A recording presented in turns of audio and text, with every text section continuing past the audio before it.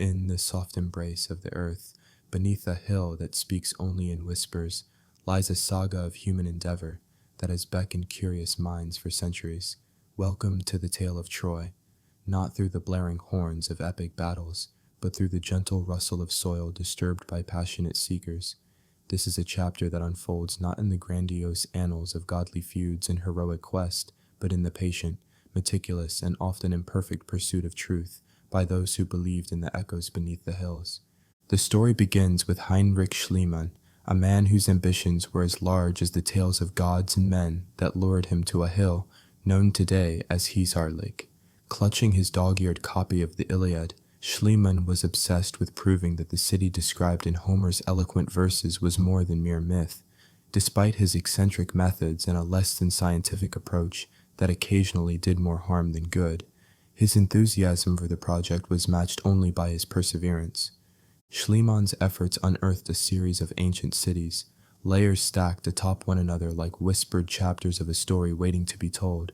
Each layer, with its distinct marks of past civilizations, invited deeper excavation, and by extension, deeper understanding.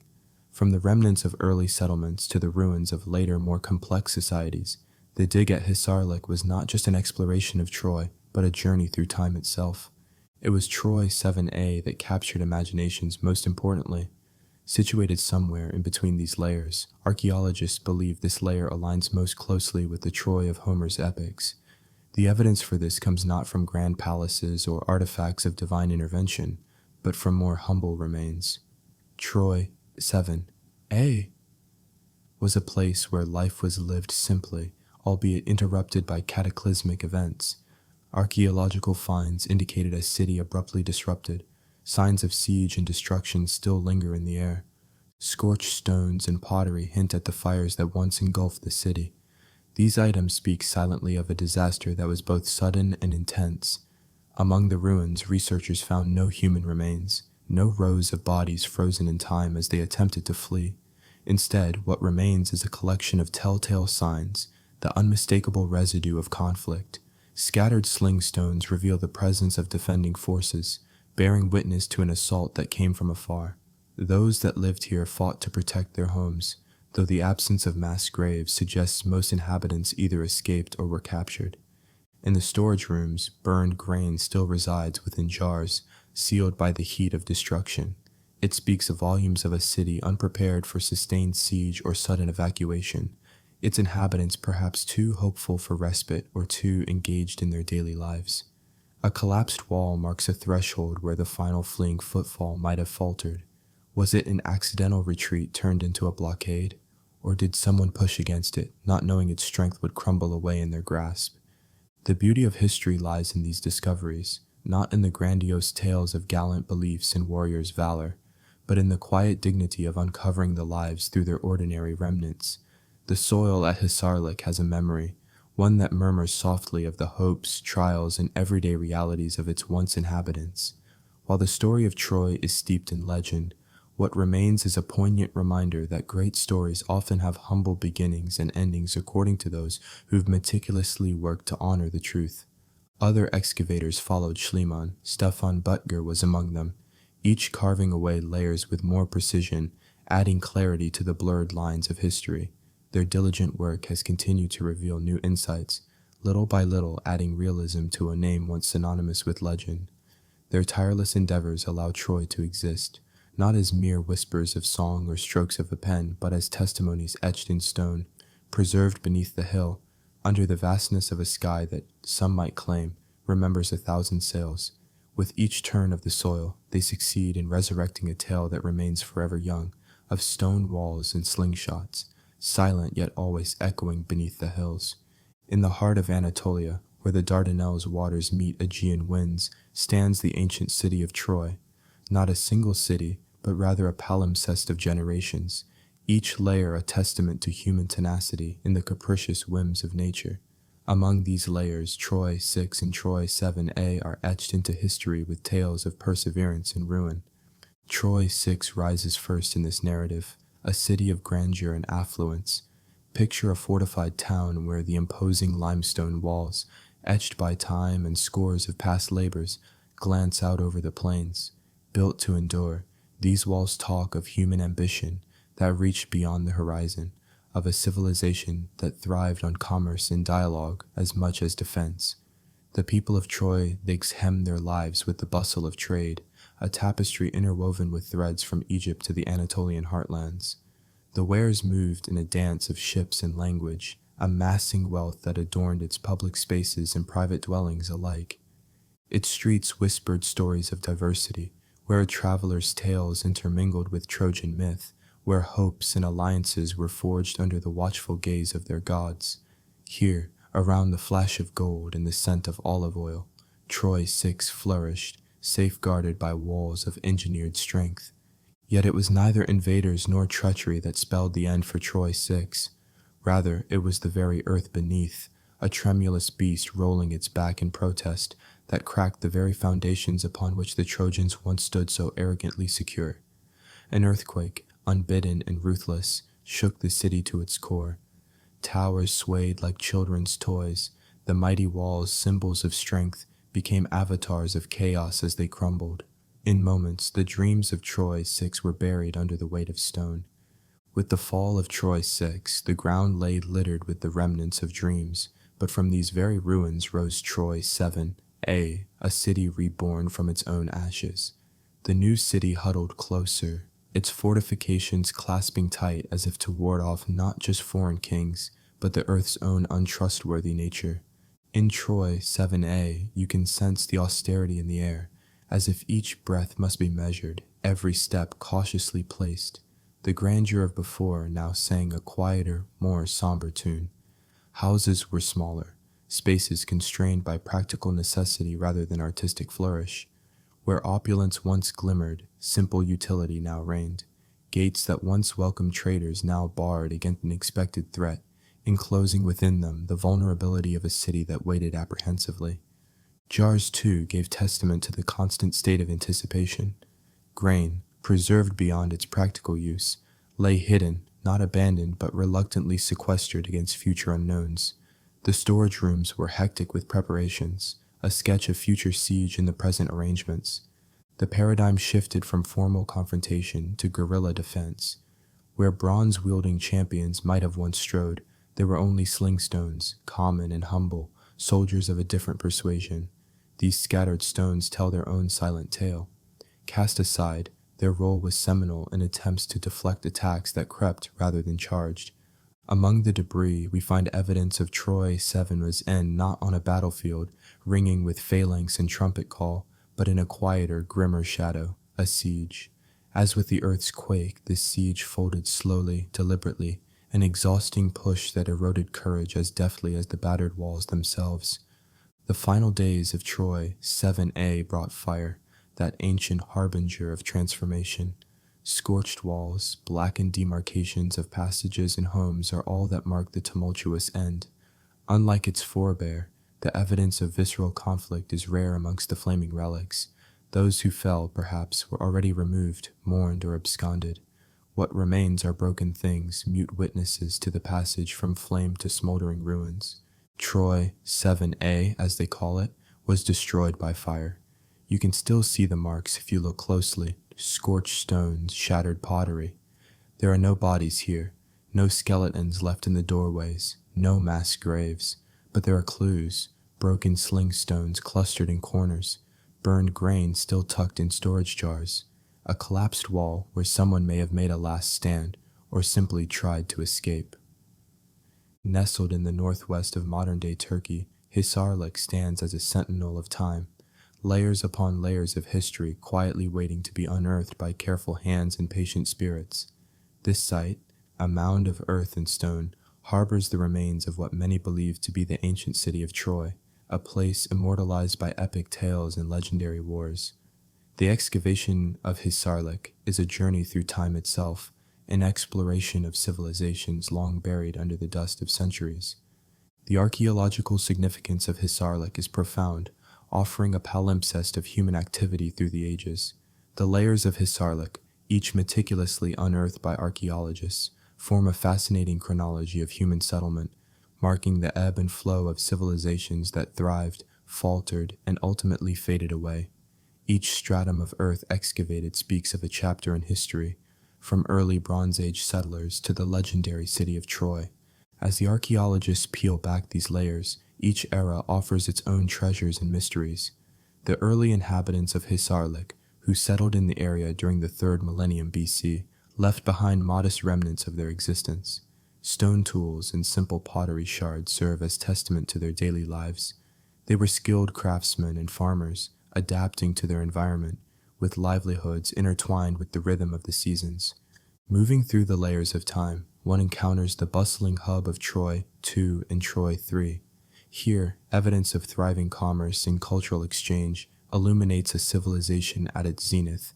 Pottery of exquisite beauty and intricate detail is found alongside tools of bronze, indicating advances in metallurgy and trade connections that sprawled across the Aegean and beyond. Each artifact whispers stories of connection and prosperity, of a city that was a nexus of ancient worlds.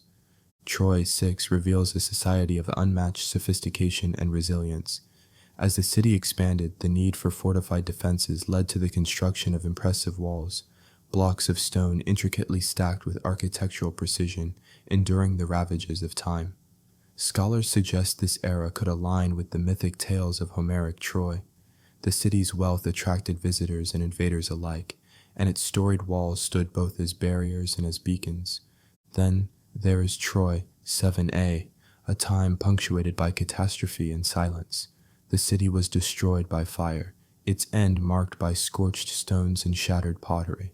Though no bodies are found, the remnants tell their own heartbreaking narrative.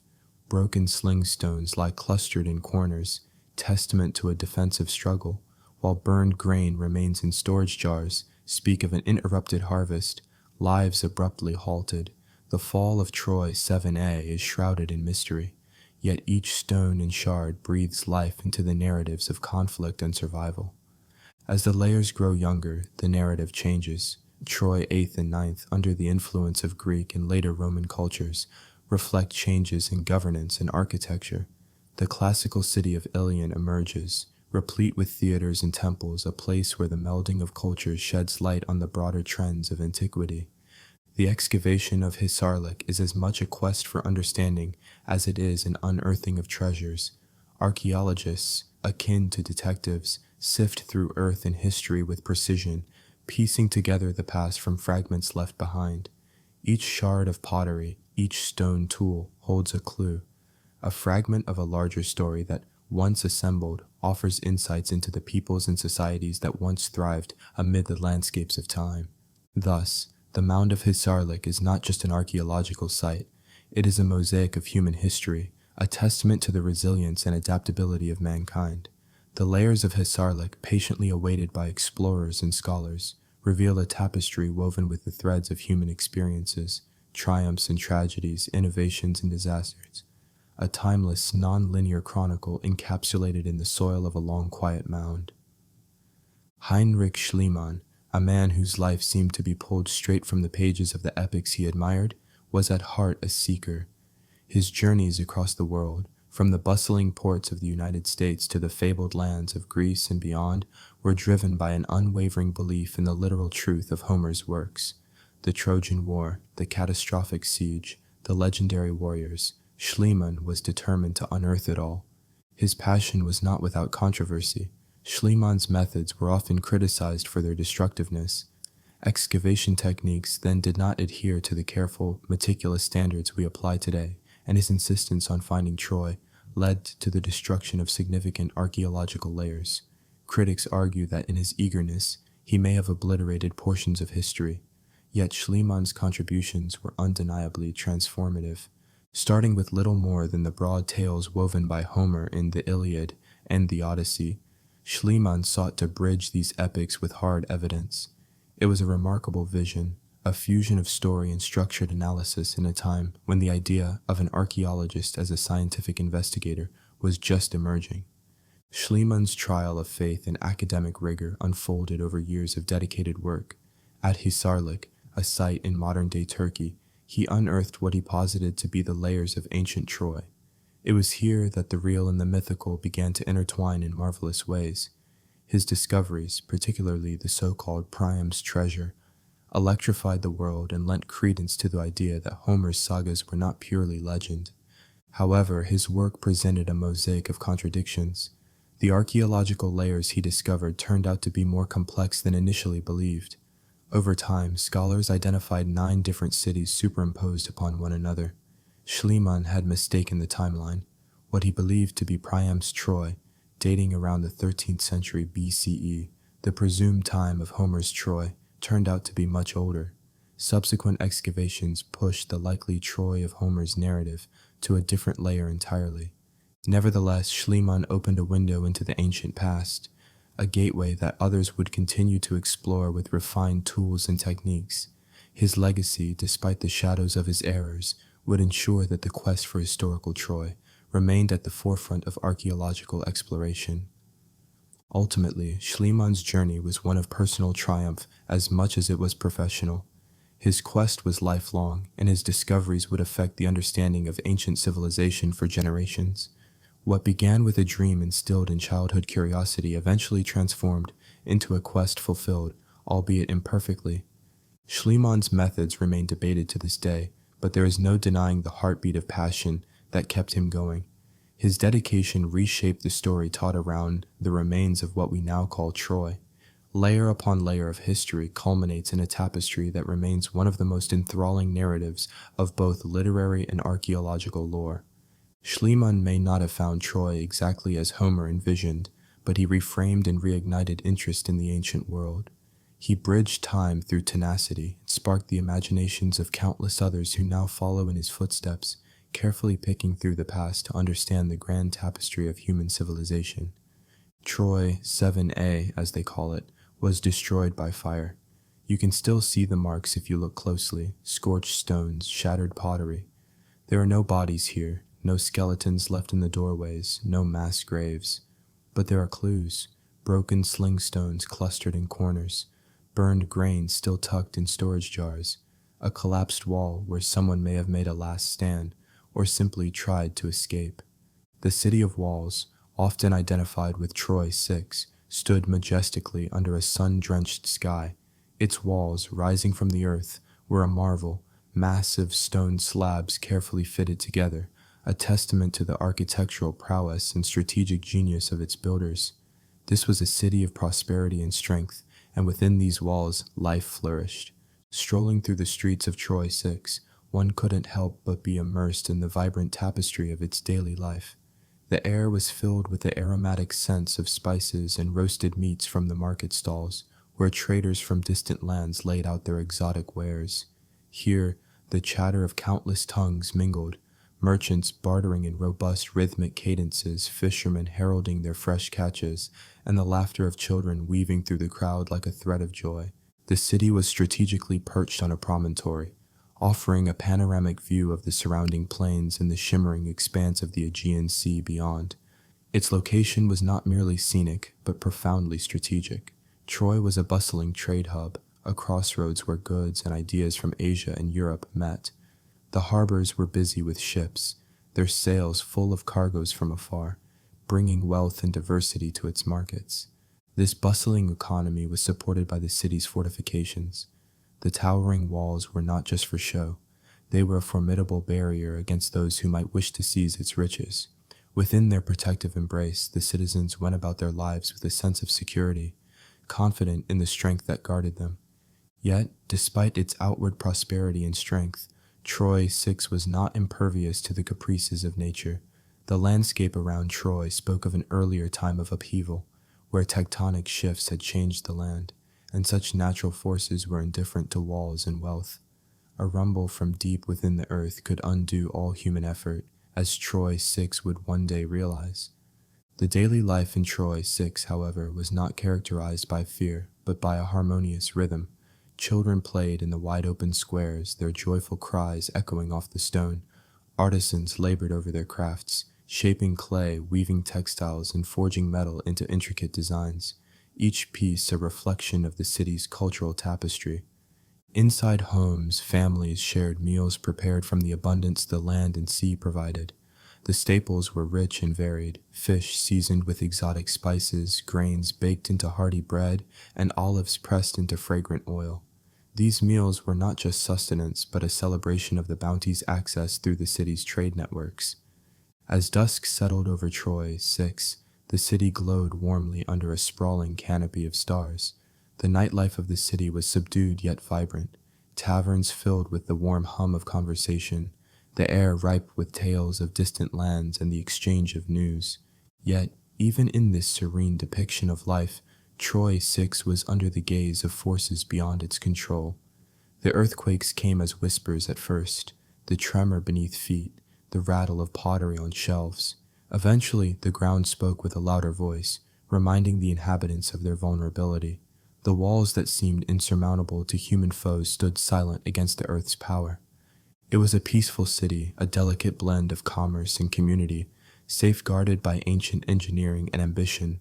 But, like the epic tales that later framed it in myth, the story of Troy was one of triumph, mingled with impending change, a perfect reflection of the layers of history, both built and natural, upon which its foundations rested. The chapter on the quake and quiver of Troy is an evocative journey through time, illustrating the dramatic quake that reshaped the landscape and lives of an ancient civilization.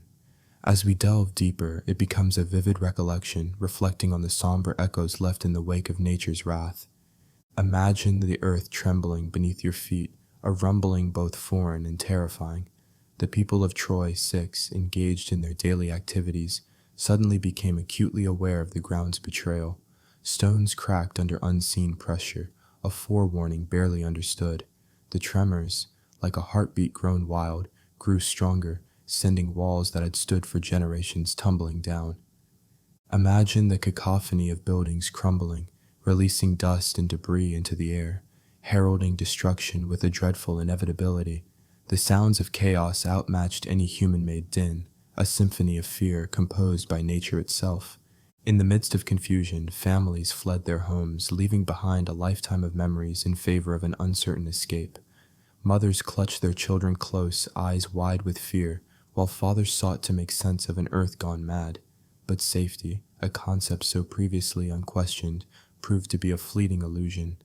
As the tremor subsided, a stark silence descended, a terrible emptiness filled only by the sporadic cries of those separated from their loved ones. Survivors surveyed their once vibrant city, now a testament to nature's unsparing transformation. The power of the earthquake not only laid waste to Troy 6's physical structure, but also seared an indelible scar upon its people's collective psyche. The survivors, now guardians of memories, were tasked with the monumental task of rebuilding, but this task was overshadowed by a pervasive caution, a fear deeply rooted in the fresh memory of the Earth's unpredictability. Their attempt to reconstruct their world came with prudence and tentative hope. Stones were set meticulously, walls were erected with intrepid resolve, but the omen of potential disaster colored every effort. With each construction, there lingered a somber consciousness that the Earth, so breathtakingly powerful, could again decide their fate. Troy 7, emerging from the ruins, was thus a city reborn in apprehension, a legacy of respect for the forces of nature. This community, though surrounded by the promise of recovery, would look upon their hillside with wary eyes, an ever-present reminder of the quake that forever altered the fabric of their existence. Troy 7A, as they call it, was destroyed by fire. You can still see the marks if you look closely, scorched stones, shattered pottery. There are no bodies here, no skeletons left in the doorways, no mass graves, but there are clues, broken sling stones clustered in corners, burned grain still tucked in storage jars, a collapsed wall where someone may have made a last stand or simply tried to escape. Ashes and echoes dominate the cityscape of Troy 7A. Each stone tells of history's burdens, layered and interwoven with tales of past grandeur and recent echoes of disaster. As the residents rebuild, their efforts draped in the shadow of forgotten glories, they cannot help but feel as if they are part of an unending cycle of rise and fall. Every sunrise begins with a cacophony of construction as artisans and laborers work tirelessly to reconstruct the city's soaring walls. These walls are not just physical barriers against potential invaders, they are manifestations of the citizens' fears, hopes, and the memories of what once was. Men and women, elders and children alike participate in these labors, their hands stained by the dust of history and the sweat of present endeavors. Daily life in Troy 7a is marked by a constant push and pull between the urgencies of survival and the desire for prosperity. At the market, traders shout their wares, ranging from the staples of barley and olives to the rare luxuries of spices and finely spun wool. The chatter is lively, yet laced with a constant undercurrent of what lies beyond the horizon. There remains an ever-present awareness of the scarcity that could befall them. Whispered warnings pass from one generation to the next. Women gather at the communal wells, drawing water while exchanging stories. Old tales of their ancestors are mixed with talk of mysterious happenings and omens seen under the cover of night. Children play nearby, learning the skills they will need to endure the future's uncertainties. Even their games are a reflection of the environment, with the line between play and preparation blurred. Every fortification they erect and every tunnel they dig is inscribed with the legacy of their forebears. Each act a defensive gesture against time's relentless march and the threat of siege that pervades their nights. They are watchful of the sky and uneasy with the celestial bodies that light it, interpreting signs and portents that speak of things to come. Night falls with a chilling inevitability as dark shadows dance on the city streets. Families gather around hearths, their flickering light casting long echoes on the stone walls that surround them. Stories of the past intertwine with visions of what dreams and nightmares may come. They are tales replete with glory and suffering, each ending more uncertain than the last. In the quietest moments, when the voices hush and only the crackling of fires breaks the stillness, there is an undeniable weight, an awakening to the reality that the good balance of life is precarious, and that history often whispers its warnings too late. As we traverse the annals of Troy 7a, it becomes apparent that these lives continue in silent dialogue with the ruins beneath their feet. The past walks alongside them, its echoes undeniable, guiding their steps, shaping their fears, and whispering the dark promise of looming invaders. Future historians might easily overlook these fleeting daily moments amidst the grand narratives of war and peace, but it is within these small personal acts that the true heart of Troy beats. With each tread upon familiar paths, they connect with the past, step gingerly into the future, a future uncertain as the earth trembles ever so slightly under the weight of the foreboding prophecy. As history should be peaceful, perfect for sleeping, the citizens of Troy 7a find themselves awake beneath the nights of uneasy dreams, awaiting the dawn's light with both hope and dread. Troy 7a, as they call it, was destroyed by fire. You can still see the marks if you look closely, scorched stones, shattered pottery. There are no bodies here, no skeletons left in the doorways, no mass graves, but there are clues, broken sling stones clustered in corners, burned grain still tucked in storage jars, a collapsed wall where someone may have made a last stand or simply tried to escape. In the final days of Troy, the people knew that ruin was not just probable, but imminent.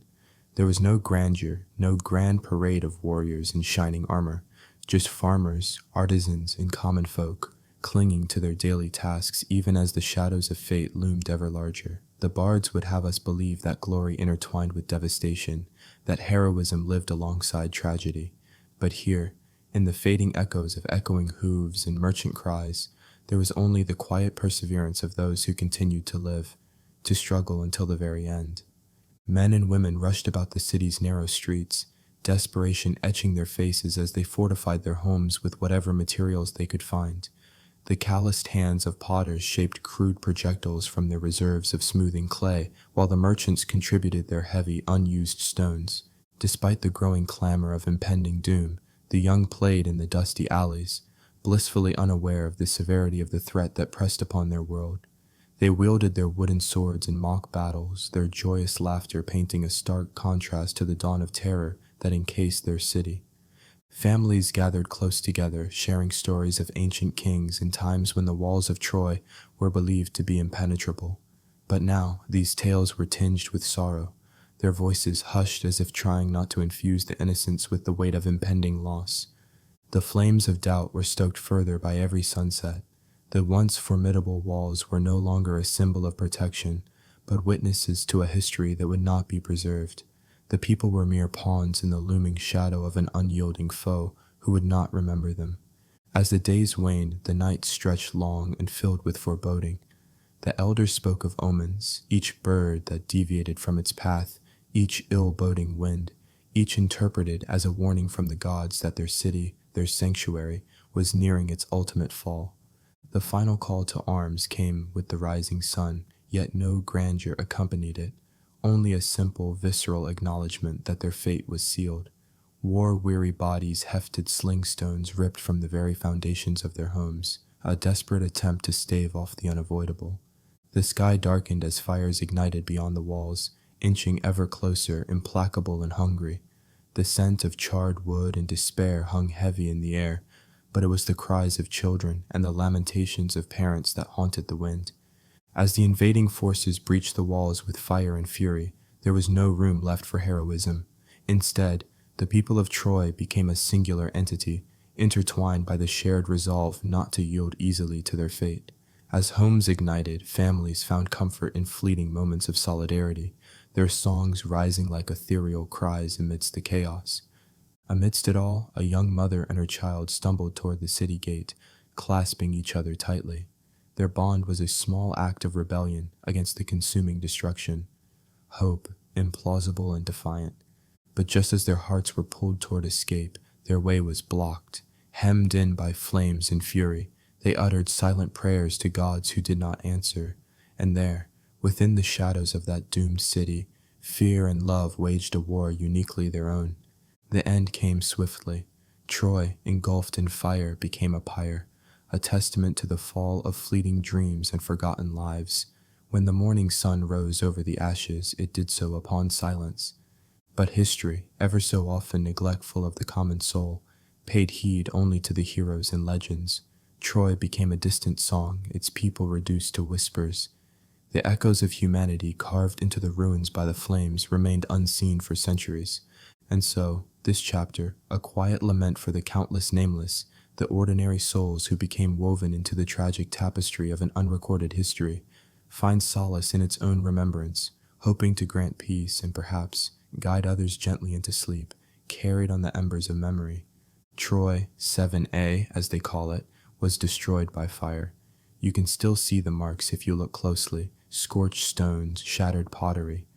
There are no bodies here, no skeletons left in the doorways, no mass graves, but there are clues, broken sling stones clustered in corners, burned grain still tucked in storage jars, a collapsed wall where someone may have made a last stand, or simply tried to escape. Amid the dust and silence of what was once a bustling city, archaeologists have meticulously sifted through layers of earth to uncover the tales the city can no longer tell with voices or songs. One might imagine the clatter of daily life, children chasing each other through narrow streets, merchants bargaining over the price of olive oil or wine, women gossiping at the communal wells. Every unearthed artifact, no matter how mundane, offers a fragment of a story, a puzzle piece in the grand narrative of human life that once thrived amidst these weathered stones. Here is a jar, possibly for storing wine or grain. Its beautifully crafted surface still bears faint traces of the vibrant colors that once adorned it. What hand shaped it? Who drank from it? These are the questions that echo softly against Troy's ancient walls. The tools lie scattered among the ruins, a chipped stone blade, a meticulously shaped arrowhead. Their simplicity speaks volumes about the lives of those who wielded them.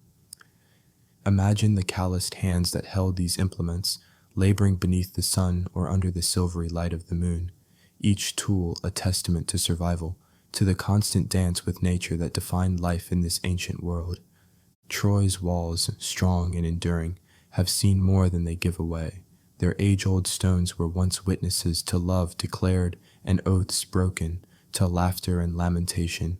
These walls, now silent, watched over the ebb and flow of life, watched as history unfolded and enfolded itself in the cycle of time. In the remnants of pottery, we might picture the artistry of their makers, hands turning clay into vessels of beauty and utility. A shard of decorated ceramic here, a piece of a large amphora there, each adorned with patterns that might have been inspired by the sea or stars. We can almost see the women gathered around, gossiping as their fingers skillfully painted the intricate designs onto each piece.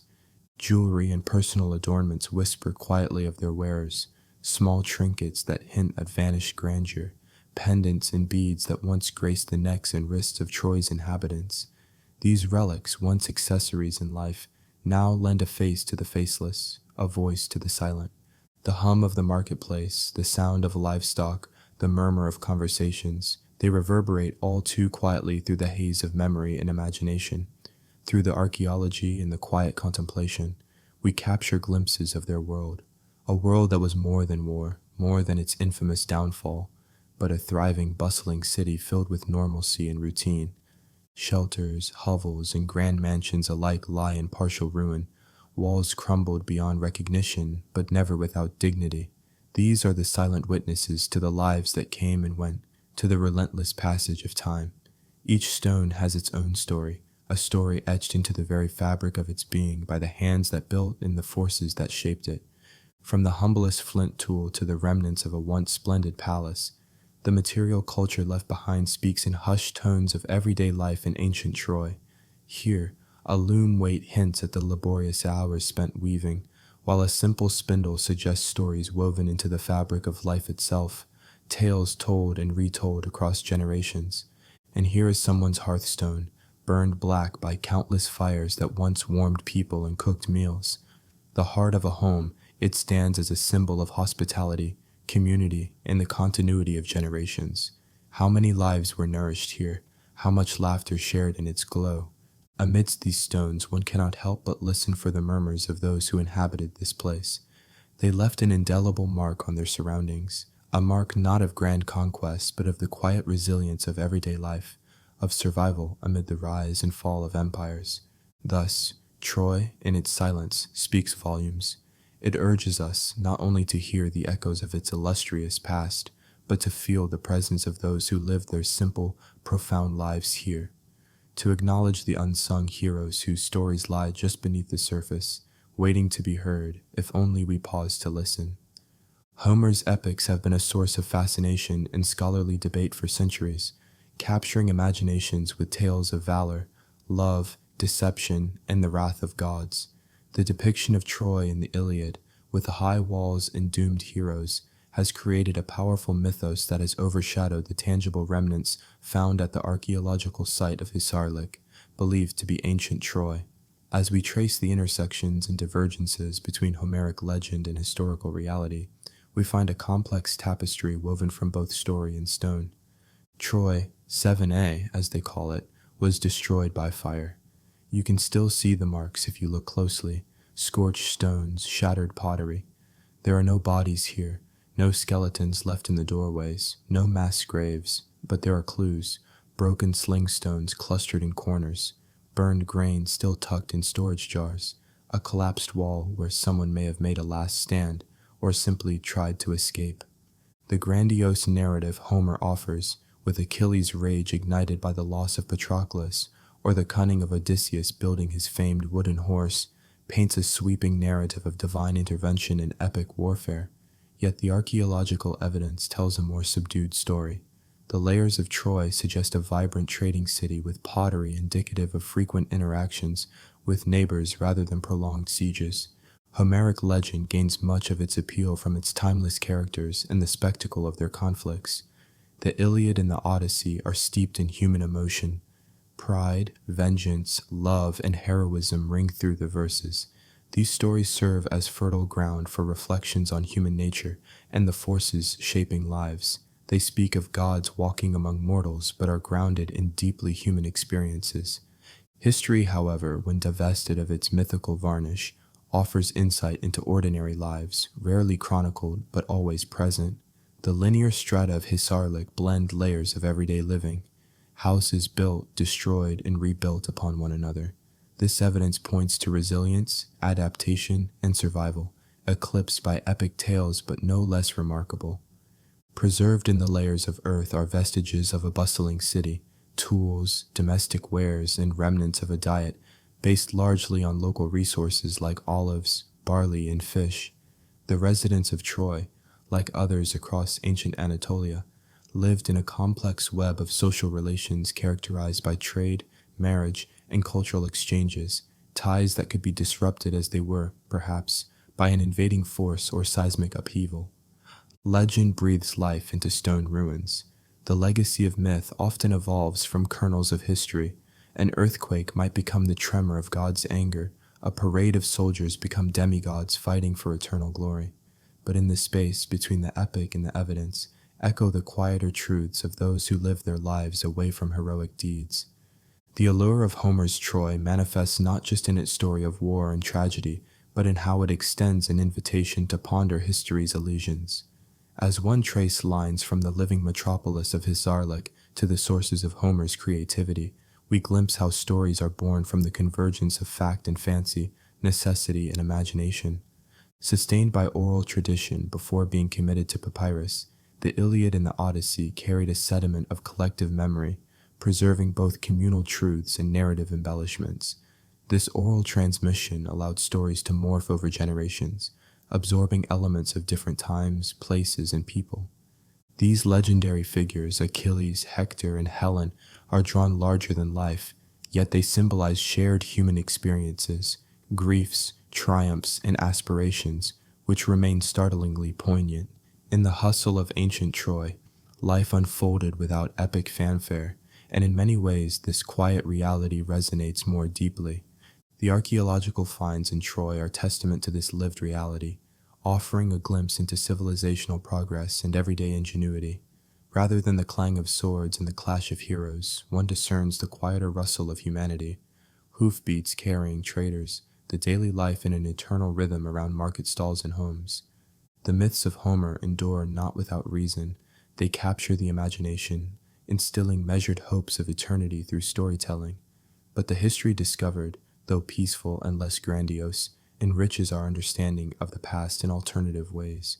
It reminds us of the lives lived in the shadow of mightier tales, suggesting that history can indeed be a balm, soothing us into contemplation, its gentler tones perfect for sleep.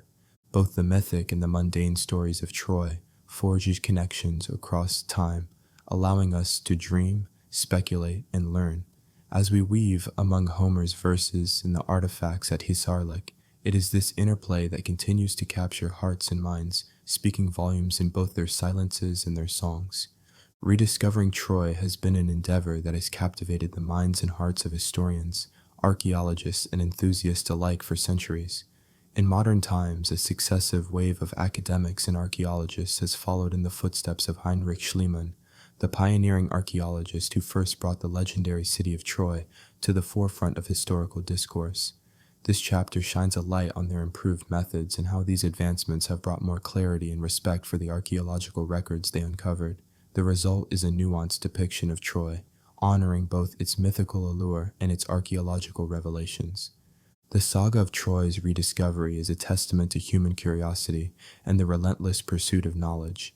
After Schliemann's initial excavations in the late 19th century, subsequent researchers approached the site with a heightened sense of professionalism and a commitment to methodological rigor.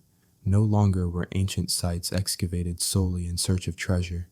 Instead, they were meticulously studied to offer insights into the lives of the people who once inhabited them.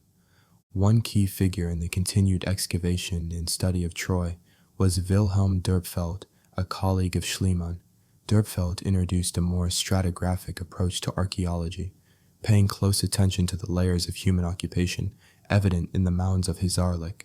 By doing so, he helped differentiate between the various phases of Troy's habitation, thus allowing a clearer reconstruction of its historical timeline. This was no small feat, as understanding the different layers meant discerning the differences between the legendary city of the Trojan War and the various urban settlements that both preceded and succeeded it. Advancements in dating techniques, such as dendrochronology and radiocarbon dating, further enhanced the precision with which archaeologists could date artifacts and structures.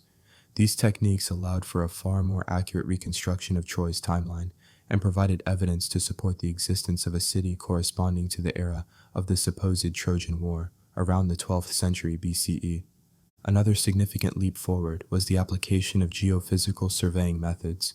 These techniques, which include magnetometry and ground-penetrating radar, enabled researchers to detect subsurface structures without disturbing the ground.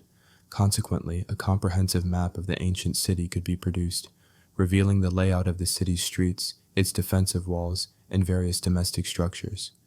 Despite these scientific advancements, the allure of Troy has always been intertwined with its myths, stories of heroism, betrayal, and divine intervention.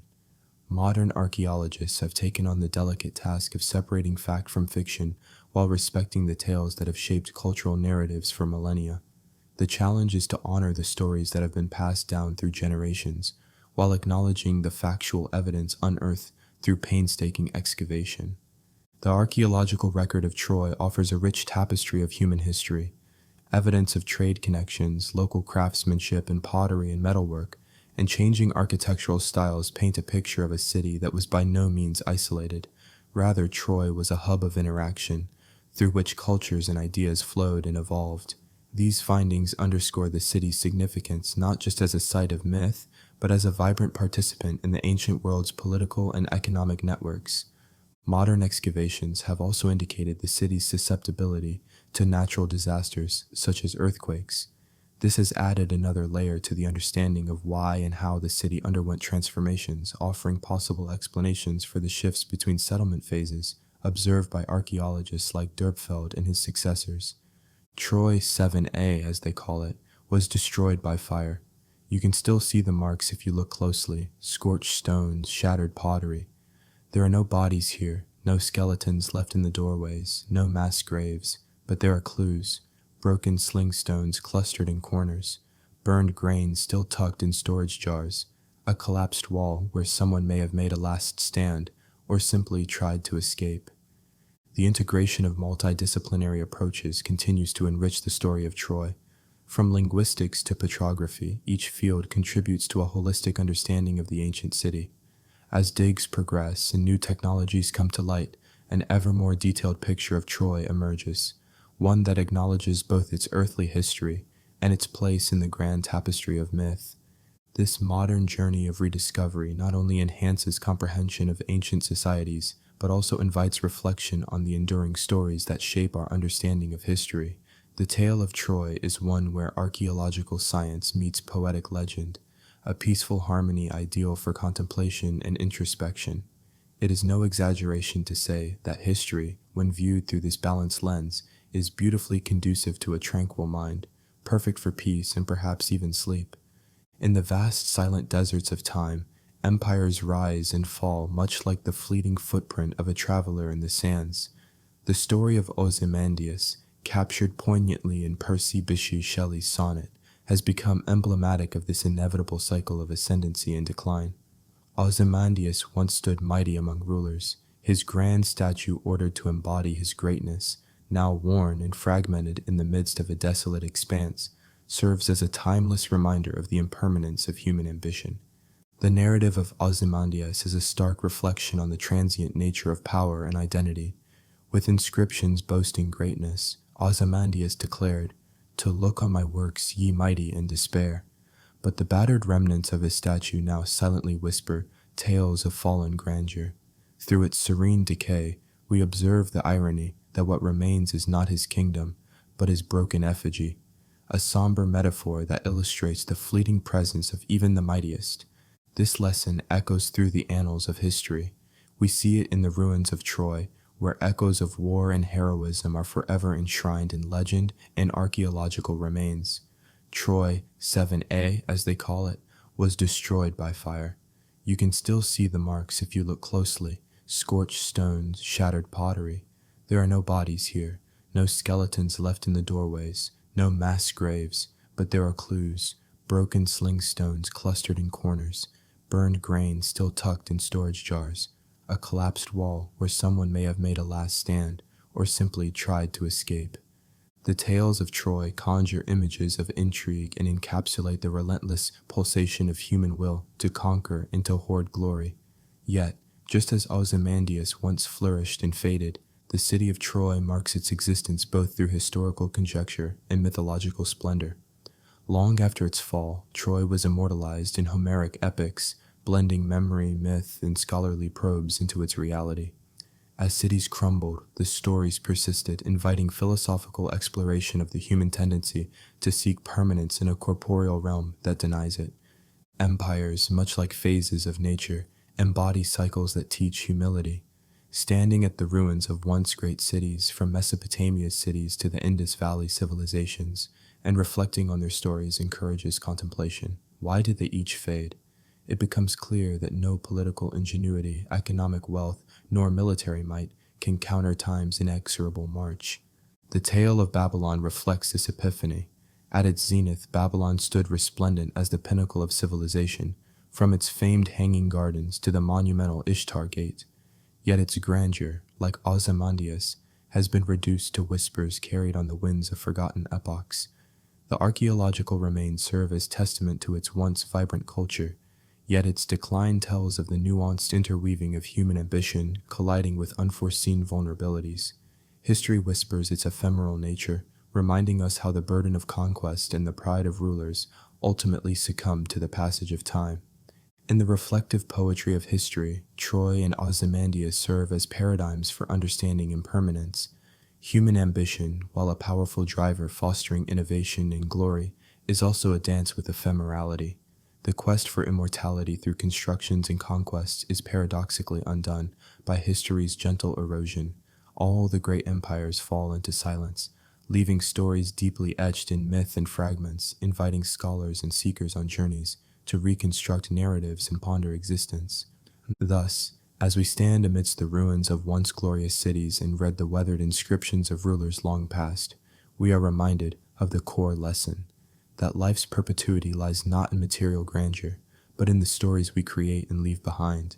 These stories allow us to connect with past generations, lending wisdom to those who follow, each tale a thread woven into the broader tapestry of human history. It is this, perhaps, that offers consolation amidst the inevitable impermanence of power, preserving human essence long after physical edifices crumble. In these reflections, the silent broken visage of Ozymandias joins hands with the shadowy remains of Troy. While history envelops them, their stories live on, bridging epochs and offering ever-resounding insights into the human condition. As the swirling dust settles over ancient stones, what endures are the legends, echoes of ambition, echoes of humanity. In the shadow of Troy's illustrious history lies the serenity of its uncelebrated corners. While the world often remembers Troy for its legendary defenses, there is a deeper, quieter tale to be told, a peaceful history woven through the arts, crafts, and trades that once thrived in its community. As one strolls through the less documented streets of Troy, the echoes of daily life become evident. These are the forgotten corners, the humble nooks and crannies where artisans labored over their craft, guilds gathered to share their knowledge, and merchants traded goods that were modest yet essential. Imagine a narrow cobblestone street lined with modest workshops. The air is filled with the subtle hum of activity, a potter molding clay, a weaver working at her loom, and a carpenter carving intricate designs. It is here, in these quiet corners, that the people of Troy truly lived. Their contributions might not have been etched into grand sculptures or recorded in epic tales, but they played crucial roles in shaping the city's identity. The arts, often overshadowed by military accomplishments, flourished in these forgotten places. An exquisite tapestry of tales and traditions found life through storytelling and music. Bards and poets spun intricate narratives, preserving the culture and beliefs that the people held dear. Craftsmanship was not merely an occupation, but a legacy passed through generations. Families of potters and smiths ensured that skills evolved, refining techniques to produce wares that were functional yet beautiful. These artisans formed tight-knit communities, each craftsperson contributing to the complex tapestry of society. Small trade practices entwined Troy with the greater world, long before the city became renowned. Merchants bartered goods from distant shores, bringing spices, fabrics, and exotic wares to local markets. These exchanges were not just economic but cultural, enriching lives with new ideas and perspectives. The forgotten corners of Troy represent a holistic narrative, a peaceful history where the rhythm of daily life was devoid of strife, set against a backdrop of practical productivity and enduring spirit. As the sun sets over this ancient city, bathing its stones in a warm glow, the streets exude an unmistakable tranquility. They tell a story of a people who thrived amid simplicity, cultivating a community that was more than mere defense. It was a vibrant palette of human experience. Indeed, history finds peace not only in moments of triumph, but also in the quiet persistence of these corners. It invites reflection, a moment of rest, an opportunity to appreciate the subtleties that sustain and nourish us. When Troy fell and its walls crumbled, the legacy of the forgotten corners continued to resonate. The humanity imbued in those thoughtful crafts and daily routines transformed the city's narrative from one of defense to one of enduring cultural richness. Troy, 7A, as they call it, was destroyed by fire. You can still see the marks if you look closely: scorched stones, shattered pottery. There are no bodies here, no skeletons left in the doorways, no mass graves, but there are clues: broken sling stones clustered in corners, burned grain still tucked in storage jars, a collapsed wall where someone may have made a last stand or simply tried to escape. Troy 7A, as they call it, was destroyed by fire. You can still see the marks if you look closely: scorched stones, shattered pottery. There are no bodies here, no skeletons left in the doorways, no mass graves, but there are clues: broken sling stones clustered in corners, burned grain still tucked in storage jars, a collapsed wall where someone may have made a last stand or simply tried to escape. The story of Troy stirs a complex blend of emotions and thoughts. Stretching from ancient epic poetry by Homer to contemporary novels and movies, Troy's essence reverberates through time. Its legendary 10-year siege, the fabled Trojan horse, the beauty of Helen, and the heroics of Achilles and Hector are woven into the fabric of our storytelling traditions, even today. Archaeologically, Troy represents one of the richest sites of cultural exchange in the ancient world. Excavations have unearthed layers that speak of a city rebuilt and transformed by different rulers and cultures. Yet, the magic of these excavations does not rest solely in artifacts uncovered, such as treasure troves or towering walls. It lies in the narrative that unfolds about human resilience, conflict, and complexity over millennia. And Troy, as a symbol, encapsulates both the glories and the follies of human civilization. The mythical city, with its magnificent walls and chariots clattering across dusty plains, reflects the duality of humanity's love for beauty and propensity for destruction. The Iliad, whether or not entirely historical, imparts lessons on heroism, honor, and the human experience that resonate deeply even thousands of years later. Throughout history, scholars, artists, and writers have turned to Troy for inspiration. Virgil's Aeneid imagines the flight from Troy, marking the start of another grand narrative, the rise of Rome. Shakespeare's Troilus and Cressida satirizes the legendary war, presenting a bleaker, more cynical perspective. In the modern era, films and literature continue to refresh this age-old story, weaving contemporary values and existential themes into Troy's timeless backdrop. And culturally, Troy's endurance is fascinating. It shares the spotlight with other epic tales like King Arthur's Camelot or the feats of Hercules, and yet it holds a unique corner in our psyche, perhaps because it reflects not just myth, but a plausible historicity that continually excites exploration and debate. And sooner, the fields of archaeology and historiography have evolved, framing debates about Troy's location and historical reality. Heinrich Schliemann's discovery in the late 19th century, though controversial, paved the way for a more grounded understanding of ancient civilizations. Through each excavation layer, scholars glimpse the struggles, utilizations of resources, and political machinations of people long gone. And in Troy's allure also lies in its reinvention across time, how different eras paint it with their present condition hues, turning it into a philosophical meditation on war, glory, and human frailty. In every retelling, the city undergoes rebirth, adapting to the questions and anxieties of the current civilization. This adaptability makes Troy not a relic of the past, but a reflection of ongoing human stories and struggles. And the Troy of cinema sheds light on a more democratic perspective, democratizing narratives where heroes emerge in various guises, not just warriors, but also women, children, and commoners whose voices tradition may have sidestepped. Such narratives expand Troy's saga, offering fresh lenses and forging deeper connections with audiences of differing backgrounds and experiences. Then in education and scholarship, Troy remains a durable thread joining vast swaths of cultural studies, mythology, ancient history, and archaeology.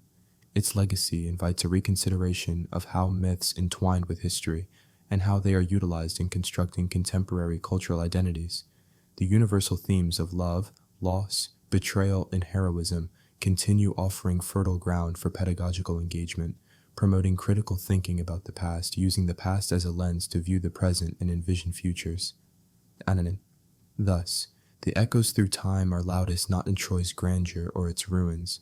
They resonate most potently in the stories still spun from its existence, stories that challenge us to rethink notions of civility, legacy, and impermanence. The archaeologist's dream delves deep into the psyche of those who choose a life of uncovering the past. Imagine the exhilaration of holding a piece of history, an artifact once touched by hands centuries old. It's a passion driven by discovery, an innate curiosity about how our ancestors lived, loved, and fought. It is the dream of every archaeologist to bridge the chasm of time, to connect the present with the echoes of cultural tapestries long faded. Archaeology isn't just about unearthing artifacts, it is about breathing life into the forgotten chapters of human history. The thirst for knowledge and understanding propels these explorers forward as they dig through layers of earth and time. In the quiet solitude of a dig site, under the vast dome of sky, archaeologists find peace. They piece together narratives from shards of pottery, remnants of tools, and the remains of ancient structures, making stories once whispered in the wind tangible and real. The motivations of those who seek to uncover the past are as varied and intricate as the histories they study. Some are driven by a quest for truth, determined to verify the tales passed down through generations. Others seek solace in the stories of resilience and innovation displayed by early civilizations. In the silence of a dig, time stands still. You sit with dirt-covered hands under the blazing sun or under the gentle night stars, contemplating the triumphs and failures of those who came before us. The aim is not just to fill in the gaps of human history, but to learn from them. Archaeologists are guardians of our shared past, their work a tether to understanding who we are and where we have come from. Imagine the thrill of discovering Troy 7a. It is said that the city was razed by fire, a dramatic end to a vibrant cultural tapestry. You can still see the marks if you look closely: scorched stones, shattered pottery. There are no bodies here, no skeletons left in the doorways, no mass graves, but there are clues: broken sling stones clustered in corners, burned grain still tucked in storage jars, a collapsed wall where someone may have made a last stand or simply tried to escape. Peering into the ruins, archaeologists ponder what transpired during those final, desperate moments. They dream of connecting each artifact with the life stories they represent. Through their discoveries, they aim to illuminate the lessons held within the whispering ruins of history. Sometimes history itself feels like a dream, waiting to be reawakened by those bold enough to ask the right questions. Each finding fuels the archaeologist's passion further, each clue unraveling another thread of human existence. It's a dream of discovery, one that connects the tangible earth beneath their feet to the intangible aspirations of their minds. In this pursuit, there is a kind of peace, a reminder that history, for all its chaos and complexity, remains perfect for sleeping. The moments between unearthing a relic and revealing its story are filled with anticipation and tranquility. This, indeed, is the archaeologist's dream, to bring peace to the past, creating a seamless blend of discovery and serenity. Beneath our feet lies a silent archive, an untapped library of whispers bound within layers of earth, sand, and stone. Each grain of soil tells a story, from the mundane to the monumental, woven together in a tapestry of forgotten lives and ancient civilizations. Archaeologists humbly act as translators, deciphering these narratives as they painstakingly unearth history in search of understanding. For every artifact that sees the light of a new day, countless others remain ensconced in darkness, holding secrets only time and patience can reveal. As we dig deeper, we step into a world where every minute piece of matter carries ancient chronicles, from a broken pottery shard hinting at a civilization's culinary habits to an intricately carved temple stone narrating the spirituality of forgotten peoples. These relics are voices from the past, rich and resonant, waiting to be acknowledged and shared. Imagine a simple bronze mirror, tarnished by centuries, discovered amidst the remnants of an ancient settlement. Its reflective surface, though now dulled, once captured the face of an individual, a fleeting moment seen through the annals of time. It tells us of vanity, of status, of a personal history that reverberates through the ages even if the bearer's name has been eroded by time. This mirror, though nondescript in its resting place, becomes a portal into the world of its owner, offering a glimpse of daily life few written records could compete with. What of the tools, simple and crafted for utility, found littered across an archaeological site? A stone axe, its edge dulled by labor, narrates the tale of survival and ingenuity. It speaks of hands that gripped it tightly, of a family fed by its efficiency, of a community built with its aid.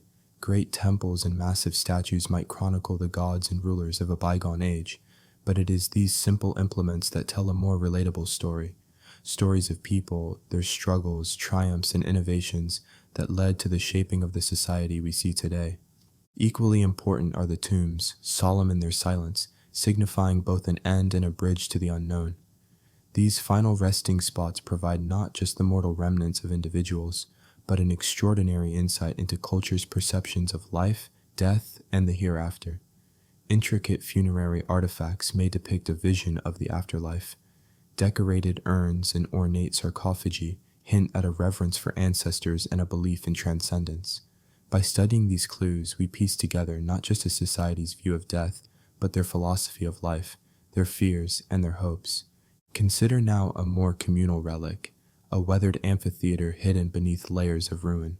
Sitting on its steps, one could still almost hear the echoes of jubilant cheers, heart-thudding music, solemn speeches, the quiet murmur of daily commerce, or the laughter of children.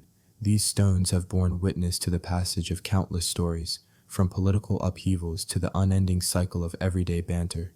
They serve as the canvas upon which the vibrant life of the past was painted, bearing a socio-cultural evolution that is as alive now in its silent stones as in any living tradition. And what of the gaps? The stories that elude us because their pieces remain unaligned. For every bit of history we manage to assemble, countless others lie tantalizingly out of reach. Every year, these unearthed tales give rise to new questions, suggesting that history is not a finite compendium, but a fluid, ever-expanding mosaic, a challenge to those who seek to understand it. In their quest for resolution, archaeologists not only reconstruct the linear past, they deepen our appreciation of the interwoven nature of life and legacy. Tales beneath the soil, these whispered echoes of antiquity, are vital not just for comprehension of what was, but for appreciation of what is.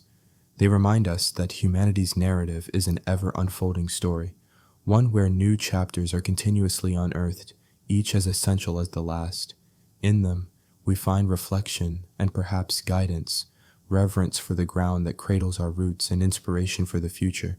History is not a static account to merely study, but a dynamic store of wisdom, imperfect yet perfect for contemplation and peaceful slumber. In the gentle quiet of an archaeological dig, where the scratching of a trowel against the earth is the loudest sound, it is easy to feel the weight of the untold stories all around. Each reburied fragment after a day's work, each carefully analyzed artifact is another strand in the vast human tapestry we share. The world beneath is a treasure trove of insights exquisitely encased in silence, narrating stories that call for mindful listening. The symbiosis between past and present ensures we not only understand what came before, but appreciate what lies ahead. This ongoing dialogue with history is a collective meditation, an acceptance that what seems serene and dormant on the surface remains alluringly vibrant just below. It demands persistence, humility, curiosity, and joy in the mystery, coaxing us to continue digging, hoping to transform might-be fables into known truths. We rest easy knowing that, in doing so, we honor both the unvoiced echoes beneath and the harmony shared among those hearts who contribute to this magnificent endeavor. A quiet call for exploration and an invitation for readers and listeners to find their own adventures in history. Imagine yourself standing at the edge of a sun-drenched ruin where olive trees sway gently in the whisper of the wind. History isn't just a tale told in dusty books. It's a living, breathing entity, calling out softly, waiting for someone to listen. Maybe it's a quiet afternoon at an ancient amphitheater with the distant hum of bees and the wildflowers, or perhaps a moonlit evening at a forgotten castle, where shadows play over the stones and invite you to ponder who walked here before you. History beckons to us with its quiet dignity and ancient stories etched invisibly into the landscape. We are invited not just to read and recount these stories, but to immerse ourselves in them, to walk through history with an explorer's heart. As you traverse these lands and hear the calls of those who have gone before, may you find your own path amidst the echoes of time. Each site has its own secrets. They are remnants of a past that was very much alive. Troy 7A, as they call it, was destroyed by fire. You can still see the marks if you look closely: scorched stones, shattered pottery. There are no bodies here, no skeletons left in the doorways, no mass graves, but there are clues: broken sling stones clustered in corners, burned grain still tucked in storage jars, a collapsed wall where someone may have made a last stand, or simply tried to escape. Careful preservation of these historical sites is paramount, for it is through these places that we continue the perennial quest for knowledge. To tread softly where others have lived their lives is a form of respect, a way of acknowledging the human propensity to both create and destroy, to build cities and to watch them fall. But even as we gently explore, let us not forget that the value of this exploration extends beyond the mere physical journey. It is equally a voyage of the mind and spirit. It is this journey that incites curiosity, propels learning, and encourages understanding. As we wander through old towns and forgotten battlegrounds, let history be peaceful and perfect for contemplation. Feel the textures beneath your fingers, the chilled stone warmed by sunlight.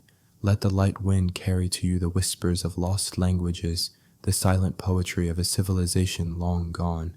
When you visit a historical site, you're not just seeing what remains, you are stepping into a world that once was, inviting the past into your present. It opens up the possibility of a dialogue between what is now and what once existed. These explorations don't require distant travel. They can begin close to home, with local history or family stories. The past, after all, is everywhere. We need only the willing heart of an explorer to uncover it, to recognize its beauty, its lessons, and to find a personal adventure intertwined with the broader tapestry of human history.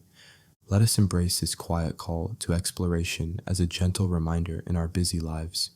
As the world rushes on, history offers us a moment of stillness, a chance to pause, listen, and learn. It invites us to dream and discover, not just in the bustling streets of modern cities, but in the tranquil corners of ancient ruins. And so, as you return from your historical travels, whether real or imagined, may you carry with you not only stories of the past, but inspiration for the future. Honor the stories the stones tell, for they have shaped the world and its people in ways unseen but deeply felt.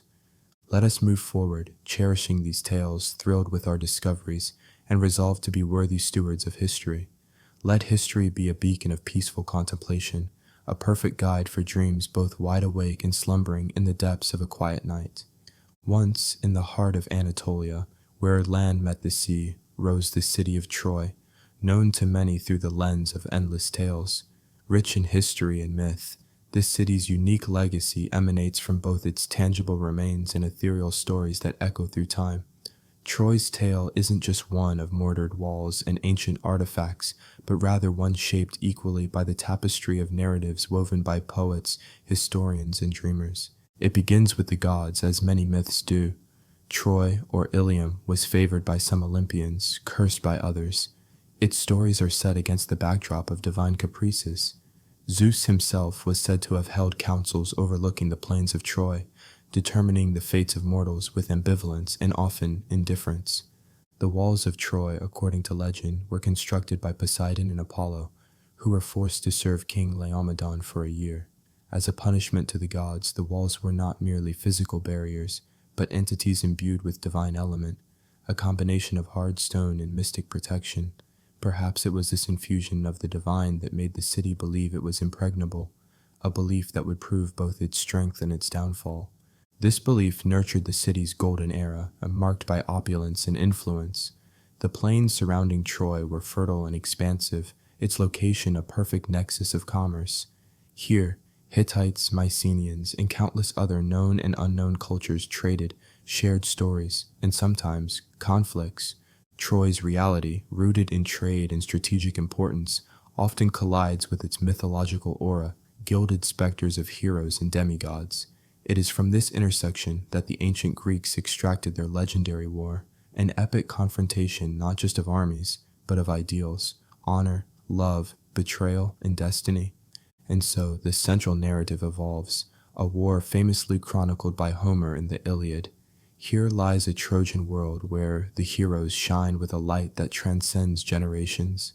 Achilles, the swift and seemingly invincible, and Hector, Troy's mighty defender, embody the duality of human valor and its inevitable tragedy.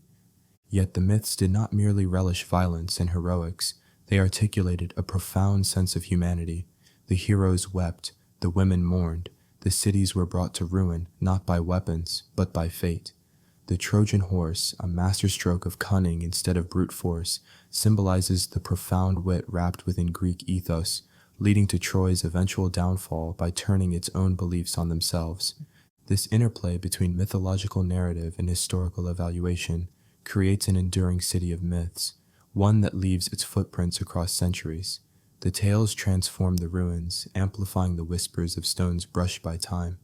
Every artifact becomes a narrative device, every architectural remnant a sentence in the grand epic of Troy. Modern explorations, notably during the excavations by Schliemann in the 19th century and later meticulous studies, uncovered layers upon layers, Troy 1 through 9. Each layer, a city atop the other, tells its own story, a succession of settlement, destruction, and rebirth spanning millennia. Yet it is Troy 7a that persists most vividly in collective memory, perhaps the reflection of its alignment with Homeric legend. Troy 7a, as they call it, was destroyed by fire. You can still see the marks if you look closely, scorched stones, shattered pottery.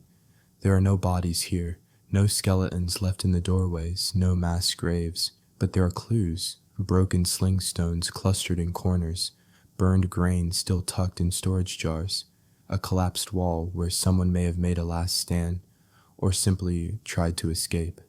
Some historians posit, while myths embellish, they are cradled by grains of truth.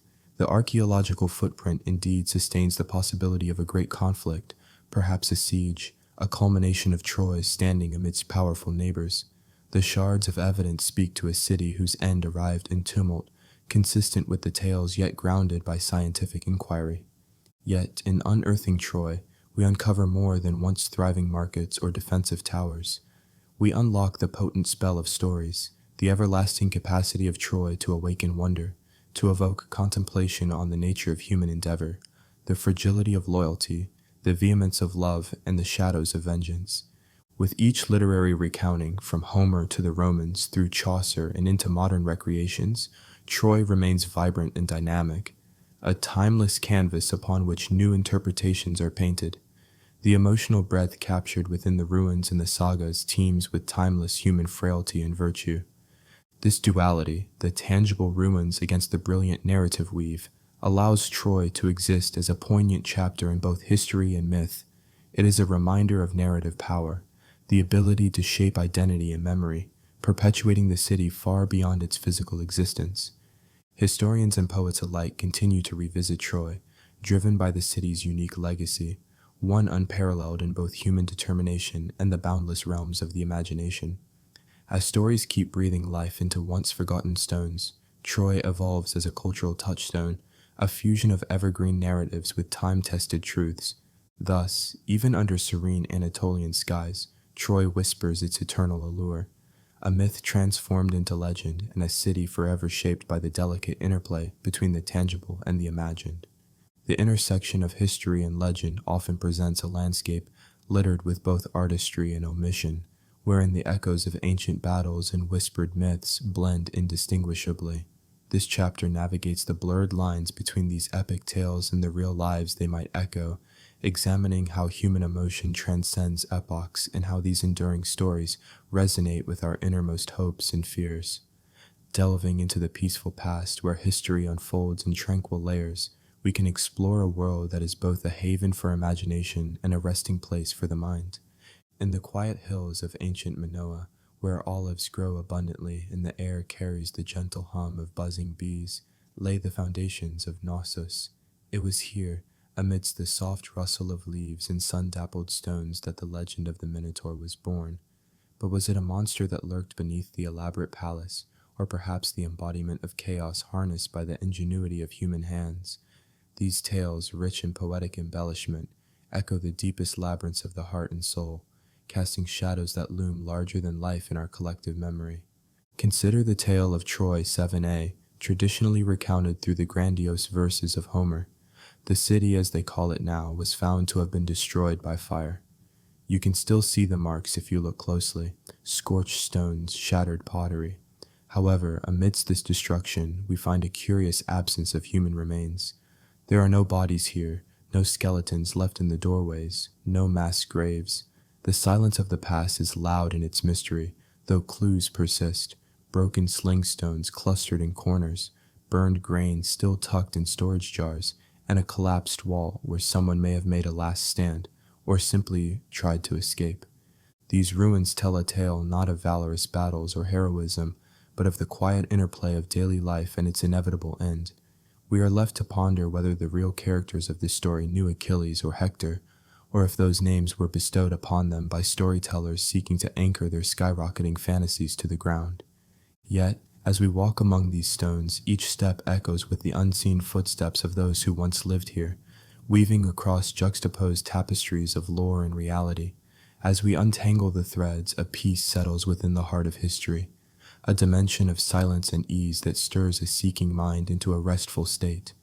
Moving westward, across the Aegean Sea, we arrive in Athens, a place revered for its philosophical contributions. It is also home to myths that have shaped Western thought. Amongst these is the tale of Theseus, a hero who meets beasts and navigates mazes, the threads of which have often been embellished to resonate with the human proclivity for drama and resolution. And yet, beneath the scaffold of mythology lies the reality of a city that cherished wisdom above all. As you close your eyes, the whispers of Plato and Socrates fill the air, mingling with the poetic grandeur of a bygone era. Their voices, though captured and passed through the ages, offer a lullaby-like rhythm, a peaceful exploration into thoughts that once changed the world. These are the stories that transcend the mythic veil to remind us of life's simpler pursuits, seeking truth, understanding, and peace. Skipping closer to the epicenter of mythological allure, we journey towards the majestic banks of the Nile, where ancient Egyptian civilization flourished. In this timeless setting, myth and reality were seamlessly interwoven as gods and pharaohs danced across the realm of the living. As tales of Osiris and Isis unfold, we wonder if they were once rooted in a narrative of human emotion, twisted by the furnace of memory and retold over generations. Beside the banks of this river, fishermen once cast nets into the gentle wakes, their lives intertwined with floods as predictable as the sun's journey across the sky. Their existence, a delicate balance of reverence and survival, speaks not of turmoil, but of harmony and adaptation, a quiet resilience that provides solace even today. Such narratives, as we have seen through history, are not always loud. Often they are the sighs of people long gone, their breath now the wind that caresses the earth's undying canvas. As legends fade into the twilight of their own making, they leave behind a serene landscape peaceful enough to cradle the weight of dreams, whether they are dreams engraved upon the stones of ancient civilizations or those nestled in our current-day imagination. The peaceful current of history flows endlessly onward, inviting all who engage with it to step back from the noise and chaos associated with relentless progress, and instead find sanctuary in the simplicity of past truths. As we look back upon these lives, both real and imagined, we find ourselves comforted by the timelessness of our shared human journey. For in the poetic symphony of history and legend, there is, above all, a haven for quiet contemplation, perfect for those seeking slumber through stories that both animate and calm the spirit. Troy 7a, as they call it, was destroyed by fire. You can still see the marks if you look closely: scorched stones, shattered pottery. There are no bodies here, no skeletons left in the doorways, no mass graves, but there are clues: broken sling stones clustered in corners, burned grain still tucked in storage jars, a collapsed wall where someone may have made a last stand, or simply tried to escape. In time, the city of Troy became more than just an archaeological wonder. It evolved into a symbol, an enigmatic tapestry woven with myth and history. People throughout the ages have looked toward Troy not only as a place where empires clashed, but as a mirror reflecting human resilience and folly. Initially, Troy was a site of loss and desolation, a ghostly reminder of a civilization's abrupt end. Yet as centuries passed, it subtly morphed into an emblematic ground, a foundation upon which history infused itself with mythos, spirituality, and cultural significance. The ancients, especially the Greeks, looked upon the ruins of Troy with reverence, treating them as sacred reminders of their legendary past. It was here that heroes like Achilles and Hector were believed to have fought, their lives enriched by valor and tragedy. Those who journeyed to Troy did so with hearts yearning to connect with the epic tales that had been ingrained in their consciousness since youth. Troy's transformation from a mere archaeological site to a revered cultural touchstone illustrates how humans endeavor to transcend the limitations of time, seeking continuity with their past to forge an identity enriched with layers of ancestral memory. The Romans, too, imbued Troy with profound significance, tracing their own foundations back to it through the legendary figure of Aeneas. His flight from the embers of Troy to the Italian shores marked a transition both in history and mythology, anchoring the Roman civilization's origins in the stirring legacy of Troy's grandeur and decline. In each succeeding era, this historic site continued to capture the imagination of empires and artists alike. It spawned works of poetry, literature, and art, from Virgil's Aeneid, which echoed the Homeric epics, to paintings by masters who romanticized the legend of Troy. Cultural memory imbibed these narratives into everyday life, and Troy served as an emblem of human reflection, testing adherence to duty and honor versus the inevitability of fate. Across varied civilizations, myths were crafted and recrafted, revealing shared values, fears, and aspirations immortalized in Troy's ruins. With layers of time compacted into each stone and shard of pottery, Troy grew beyond a geographical boundary into a cognitive map that connected past with present, legend with reality. Schools of archaeology sought to demystify the layers of history and myth, hoping to discern truth from artistic liberties that had compounded the allure of Troy. Pilgrimages to the site in modern times have become symbolic gestures. Visitors walk the grounds with an imagined echo of epic poetry in their minds, standing where tradition states gods and demigods once tread.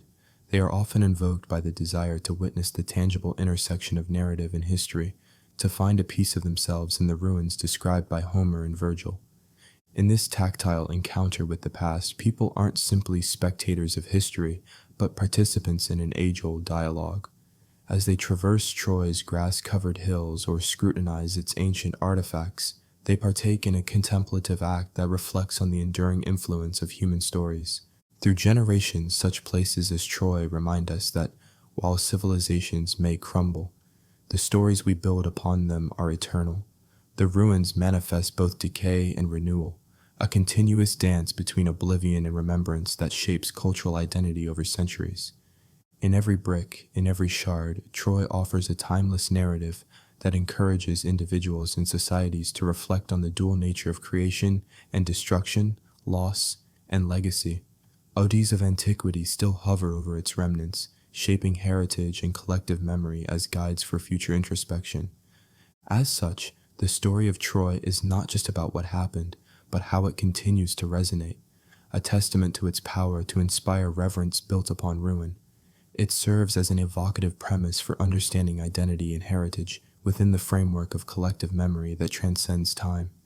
This ethos encapsulates a journey from ruin to reverence, a place where the echoes of history dwell in quiet persistence, seamlessly interwoven with the stories that continue to breathe life into its failing walls and paths, serving as a testament to both ancient demise and the resilience of human imagination. In the quiet aftermath of history's grand theater, where humanity's towering achievements meet nature's patient embrace, there is a tale as old as time itself.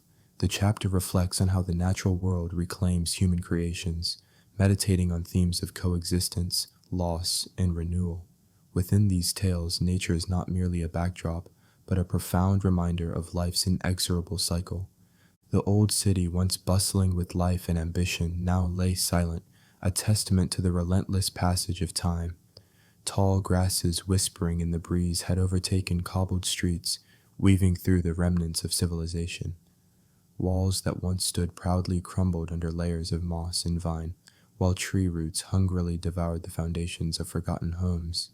Here, history feels peaceful, lulling the weary mind to rest, much like a tranquil lullaby promising respite from the ceaseless march of days. The sun sets over ancient structures, its golden light washing over the ruins with a warmth that belies their desolation. Ancient columns that once bore the weight of great forms now stand as solitary sentinels against the encroaching wilderness. Birds nest within the nooks of these structures, their songs a poignant reminder that life continues even amidst decay. The irony of monumental ambition becoming nesting ground for nature's simplest creatures is not lost on those who walk these deserted expanses. Yet within this dance of creation and decay lies an unexpected beauty, a meditation on coexistence. The roots of towering trees cradle shattered stone pathways, as if seeking to mend the scars of history. Flowers bloom defiantly between cracks, a vibrant testament to nature's resilience and ability to thrive in adversity. From the ashes of humanity's pursuits, the natural world weaves a tapestry of renewal. It consumes the artifacts of once mighty empires, weaving them into the soil from which new life springs.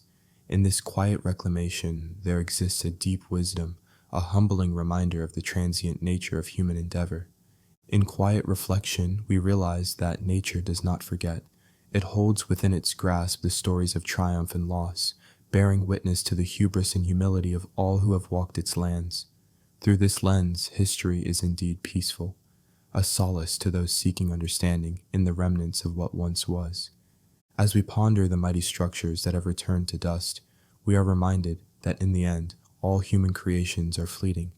The great cities, empires, and towers we construct are but whispers in the chronicles of the earth, softly fading into the verdant embrace of their beginnings. Nature's claim is gentle yet inexorable. It does not rush or force, but rather waits, patient as tides turning. Layer by layer, it reclaims its domain, not in defiance, but through a quiet assertion of time's ultimate dominion. In this return, there is neither sorrow nor triumph, only balance. Nature recycles the remnants of what was once stalwart and grand, restoring harmony where ambition once raced ahead. The echoes of footsteps on storied paths transform into the rustle of leaves, returning history to the elements that birthed it. Thus, the earth holds its timeless vigil, stitching its story with threads of memory and forgetfulness. The ruins, under nature's gentle touch, become sacred spaces, guardians of time's secrets, perfect for introspection, perfect for sleeping. And so, in the tapestry of history interwoven with nature's patient hand, we find peace, a reminder that while human creations may fade, nature's claim endures, a perpetual song of renewal and continuity. The city of Troy, a marvel of ancient tales and epic poetry, remains an enigmatic puzzle for scholars and explorers alike. While legends painted a vivid tapestry of its mighty walls and the infamous war that marked its downfall, history has been quietly whispering its untold tales through the remnants left behind. In the realm of archaeology, Troy is a microcosm where myth intertwines with history. The pursuit of uncovering the truths of Troy is akin to navigating a labyrinth with no clear end. Each layer of soil unearthed reveals another epoch, another story begging to be woven into the tapestry of human history.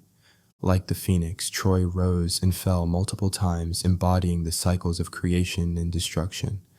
The city known as Troy 7a presents a poignant scene, a tableau of fire and silence. This particular layer of Troy, burnt and destroyed, speaks to us through the whispers of charred remains and disrupted lives. The fire that raged left indelible marks. The stones are charred, and the pottery shards tell stories of hurried abandon. But Troy is not defined by a single catastrophe. Each epoch is a chapter in its biography. Homeric tales may romanticize its final stand, but archaeological endeavors have uncovered the daily mundane, the stores of grain, the artisanal crafts, and the trade that flowed through its markets. It's the missing figures, the absence of skeletons, the retreat rather than surrender, that adds a layer of mystery. Perhaps they fled, forewarned by fate's winds, or perhaps the Homeric narrative embellishes what was a gradual decline, a slow bowing out of history. The sling stones bear witness to a conflict. Scattered across what was once a vibrant city, these simple weapons do not just denote an attack, but also an attempt at defense. Their presence hints at organized resistance, a community fighting to protect its hearths and homes. In this scholarly voyage, one doesn't merely travel back in time, but into the minds of those long gone. The scholars, historians, and explorers who have sought answers in Troy follow the same path trod by those curious minds seeking to piece together humanity's shared past. It is in re-evaluation where new histories are born. Each time scholars return to Troy, armed with new technologies or perspectives, the narrative shifts, broadens. Another sliver of truth is peeled to be added to the mosaic of time. The true allure of history, especially in places like Troy, is in this endless journey where questions outnumber answers, where each unturned stone invites dozens of hypotheses. Troy implores us to listen, not just to the echoes of great battles, but to hear the whispers of daily lives that lived within its walls. And as scholars walk the grounds of Troy, tracing the steps of those who came before, they continue an intellectual pilgrimage that not only embraces what is known, but invites the mystery of the unknown. In honoring the scholarly footsteps trodden into the earth, we create a bridge from the past to the future, a timeless connection offering solace and understanding to the living and the yet to come. Let history here be a gentle cascade, a lullaby of time's passage where under its starry ceiling of historical inquiry, one may find peace and perhaps a sense of resting in its boundless embrace. The history of Troy is not just a story of war, heroism, and tragedy, but also one of endurance, rebuilding, and the indomitable human spirit. The walls of Troy, which have both protected and crumbled under the siege, tell a powerful story of human persistence. The ancient city of Troy is situated in what is now northwestern Turkey. Its significance is recognized not only through the epic tales of Homer, but also through the physical remains that archaeologists have uncovered over the centuries. Among these remnants, the walls of Troy are perhaps the most striking. Constructed and reconstructed over centuries, these walls were not simply barriers of stone, but testimonies to the resilience of its inhabitants, who built them, witnessed their destruction, and yet found the resolve to rebuild them again and again. The earliest signs of settlement at Troy date back to the early Bronze Age, around 3000 BCE. The inhabitants built their settlement on a hill, which later became a critical defensive position. By 2500 BCE, they had developed substantial fortifications, marking the beginning of the legendary walls of Troy. These ancient walls evolved through several phases. The most famous among them, perhaps due to the tales that surround it, is Troy 6, which scholars associate with the historical city that inspired Homer's Iliad. The walls of Troy 6 were a marvel of ancient engineering. Built with limestone blocks, they stood as a testament to human ingenuity and determination. Some sections were up to 5 meters thick, meant to withstand not only human attackers but also the test of time. Yet, despite their strength, the walls of Troy 6 bear evidence of destruction. Archaeologists argue that an earthquake, not a siege, left these walls in ruins. Imagine the despair, the fear of the Troy inhabitants facing such calamity, but remarkably, they rebuilt. In Troy 7, the walls were reconstructed, stronger and more extensive. These fortifications provided security and confidence to its people. Life thrived within, even as rumors of conflict loomed large. But Troy's lineage of defiance met another trial. The city known as Troy 7a is associated with Homer's Troy, presumed to have been destroyed by a great war, matching the timeline of a significant layer of ash uncovered by excavators. Yet the evidence shows that the human spirit could not be extinguished by fire. After the war and destruction, the indomitable spirit of the Trojans rose again. The structures of Troy were built anew. As centuries rolled on, the city faced further sieges and abandonment. The Roman period saw a resurgence where even if the independent city of Troy was not rebuilt, its legends were revived, celebrated by emperors like Augustus. Constructed, destroyed, and reconstructed several times, the walls of Troy are more than mere piles of stone. They echo the resilience, the recurring hopefulness, and the fortitude of those who lived there over millennia. The true testament of walls is not simply in their original construction, but in the act of rebuilding, of not giving in to despair.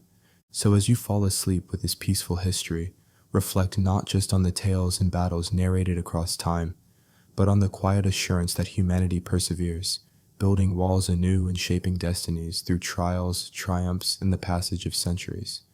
In the ancient city of Troy, life was a tapestry of vibrant colors and delicate threads woven together by the hands of its people, but among the many stories whispering through the ruins, the story of the humble slingstone reigns supreme. Such a simple object, round and unassuming, yet within it lies the essence of Troy's struggle and survival against the forces that sought to conquer its famed walls. Troy 7A, as they call it, was destroyed by fire. You can still see the marks if you look closely: scorched stones, shattered pottery.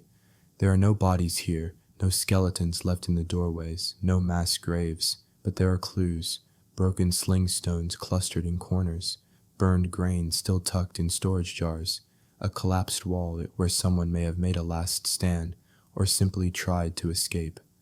In the light of day, the ruins of Troy offer no grandeur, but a somber testament to resilience.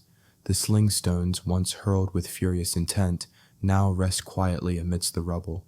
Each one tells a tale of defense and desperation, of the everyday reality that the inhabitants faced while under siege. The sling stone was the weapon of the common folk, easily crafted from river stones fashioned from clay and baked in the sun, or cleverly carved from shards of pottery. For the defenders of Troy, the sling stone was more than mere ammunition. To wield a sling was to wield security, to find power in simplicity. Training in the art of the sling began at early ages, when young Troadite children mastered the rhythm of spinning and releasing, casting their stones into the sea or against marked trees. The city's defenses were formidable by the standards of the time, a blend of tall stone walls and cunningly devised fortifications. Yet behind those walls, it was the array of stones that forged a hidden arsenal, building an invisible line between life and annihilation. Each carefully aimed stone drew a silent line through the air, standing testament to the courage of those who defended their homes. The sling stone speaks not only of battle, but of daily life and societal norms. In peacetime, they were just as useful as they could hurled over fields to scare away birds or used in games that echoed sounds of laughter through the ancient city. Thus, one aspect of Troy's years of peace was paradoxically maintained by an item primarily associated with war.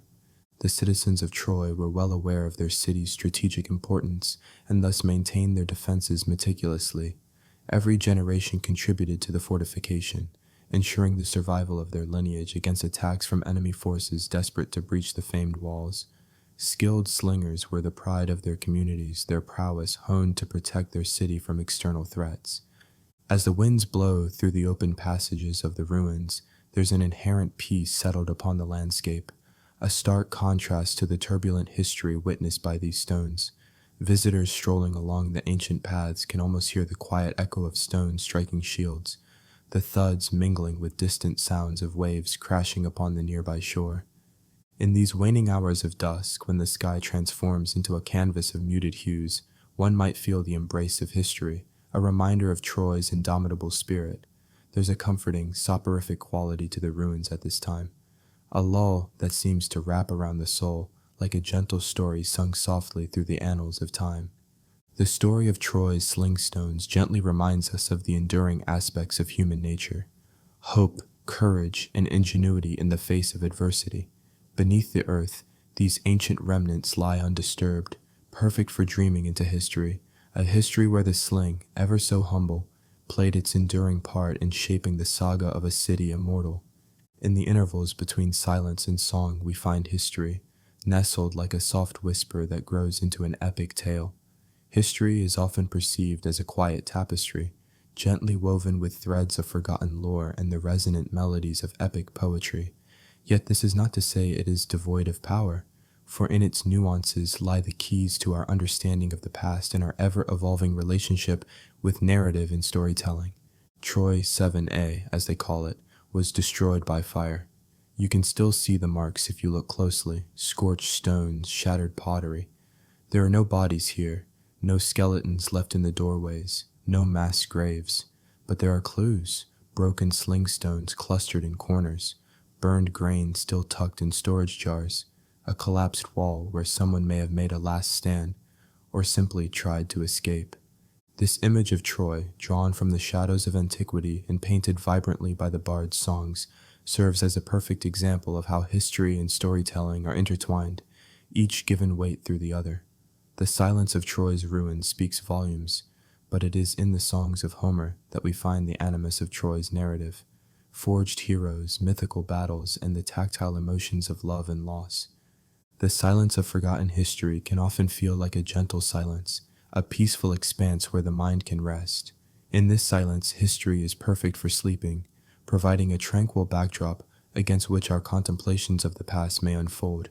Here, in this serenity, lies the space for imagination to breathe life into what once was, transforming archaeological remains into palaces and dynasties, the skeletal remnants of civilizations into voices echoing back through time. It is in the songs and epics, however, that this stillness begins to pulse with vibrancy and life. Through storytelling, history becomes a participatory experience, not merely a recounting of events, but an exploration of human experience and emotion. We traverse the lanes of ancient cities not just with academic curiosity, but with the pulse of a narrative that reminds us of our own humanity. Epic poetry, like that of Homer, serves as a connection between past and present. It is a bridge that transcends time, granting voices to those long gone and allowing modern audiences to resonate with the victories and tragedies of another era. Wrapped in metaphor and simile, the poetry transforms mere events into sweeping epics where agony, glory, and fate play in endless cycles. This transformation of history into song influences how we perceive the world today. The epic tales remind us of the shared human journey, the archetypes that repeat through every age, and the underlying desires and fears that continue to shape human existence. They inform our understanding, serving as vehicles of empathy and introspection, and allowing us to connect across the chasms of time and space. Thus, the interplay between the silence of history and the song of storytelling becomes a critical paradigm through which we relate to the world. In silence, we discover the untouched narratives, the gaps yearning for completion. In song, we find expression, hope, and an unbroken thread linking us to the tapestry of the ages. By mastering both, by hearing the whispers of forgotten narratives and celebrating the songs spun around them, our understanding of the world deepens. So, as you lie in repose, enveloped by the peace that history's silence offers, let yourself drift into dreams spun from epic verse, heroes and quests, love and betrayal, worlds both foreign and eerily familiar. Therein lies a journey untold, as much within as beyond, where the muted stones of Troy and the voice of Homer intertwine in a dance as old as time itself. In the quietude of historical reflection, fire stands as both a creator and a destroyer, woven seamlessly into the tale of human history. When we speak of fire and technology and archaeology, we enter a realm where the ancient past converges with elemental force, revealing hidden depths while fiercely consuming the ephemeral marks of human endeavor. Imagine the bustling streets of Pompeii, abruptly silenced by the violent eruption of Vesuvius in AD 79. Ash and pumice rained down, shrouding the city in a gray, stony tomb. It is through this veil of ash that we find stories frozen in time, the everyday lives, fears, and dreams of its inhabitants. The ash, a melancholic preserver, holds within its depths scenes of life as it was in that fateful moment, snippets that would otherwise have dissolved into the whisper of time. Yet, while ash reveals, fire often conceals histories a little more violently. Consider the great fires that ravaged the Library of Alexandria. Within those flames were untold volumes of ancient wisdom, much of it lost forever. Here, technology failed to keep relics intact, and what fire began, time and human forgetfulness completed. The absence of those texts brings with it a sense of longing for what could have been known, the knowledge kept from us by that consuming blaze. Archaeologists use technology to probe beneath this veil of destruction. Modern methods such as ground-penetrating radar and 3D scanning, along with the meticulous analysis of what is left behind, fragments of burned wood, minute traces of charcoal, heat-altered artifacts, teach us about what exists beyond the charred remnants. A soil sample may contain phytoliths or pollen grains, tiny bits of life that tell tales of ancient diets and climates. They give voice to silent histories not preserved in stone, but safeguarded within layers of earth. In Herculaneum, technology allows digital reconstructions of carbonized scrolls, unrolling their secrets without touching their fragile forms. Here, fire and technology converge to unveil what lay deliberately kept by the elements, now exposed under the gaze of laser and pixel. But it must be said, the narrative of ash and flame is not solely one of revelation. It is also the story of what humanity must learn to accept from loss. There is value not only in the knowledge gained, but in the spaces where history remains tantalizingly out of reach. It is the absence that teaches historians humility, a reminder of the transient nature of existence, both past and present. As evening drops its veil across ancient sites, the relics rest under their blankets of ash and earth.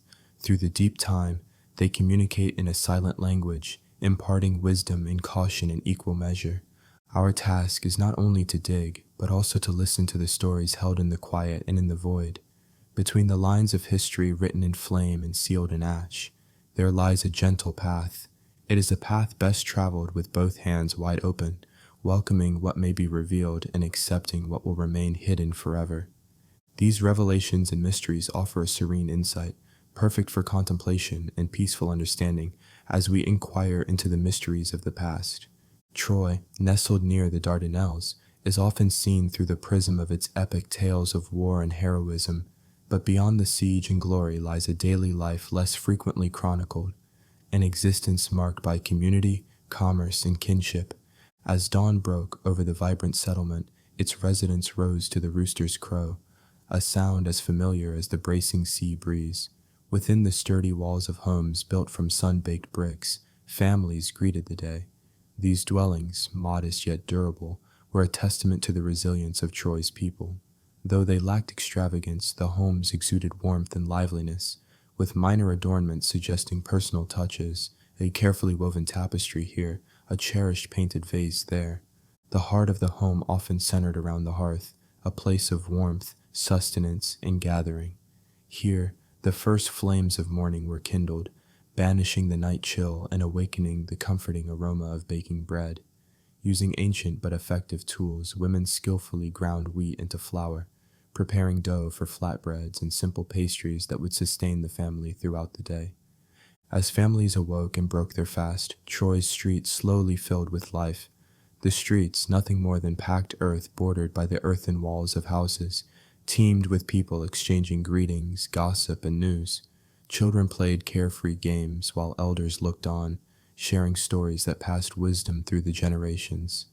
Central to Troy's daily life were its bustling marketplaces. Merchants set up their stalls, displaying an array of goods that testified to Troy's role as a trade hub. Pottery crafted with care, textiles dyed in vibrant hues, and metals worked into practical items or ornaments all showcased the artisan's skill. Traders, both local and from far afield, brought olive oil, wine, and exotic goods such as amber and spices, their arrival heralded by the braying of donkeys laden with goods. Negotiations filled the air as buyers haggled over prices, employing both sharp wit and soft persuasion. Yet the marketplace was more than a commercial center, it was the social crossroads of Troy. Here, friendships were nourished and alliances forged. It served as a communal heartbeat, sustaining the city's rhythm. Within this hustle and bustle, children wove through the crowd, learning the subtleties of exchange from their elders.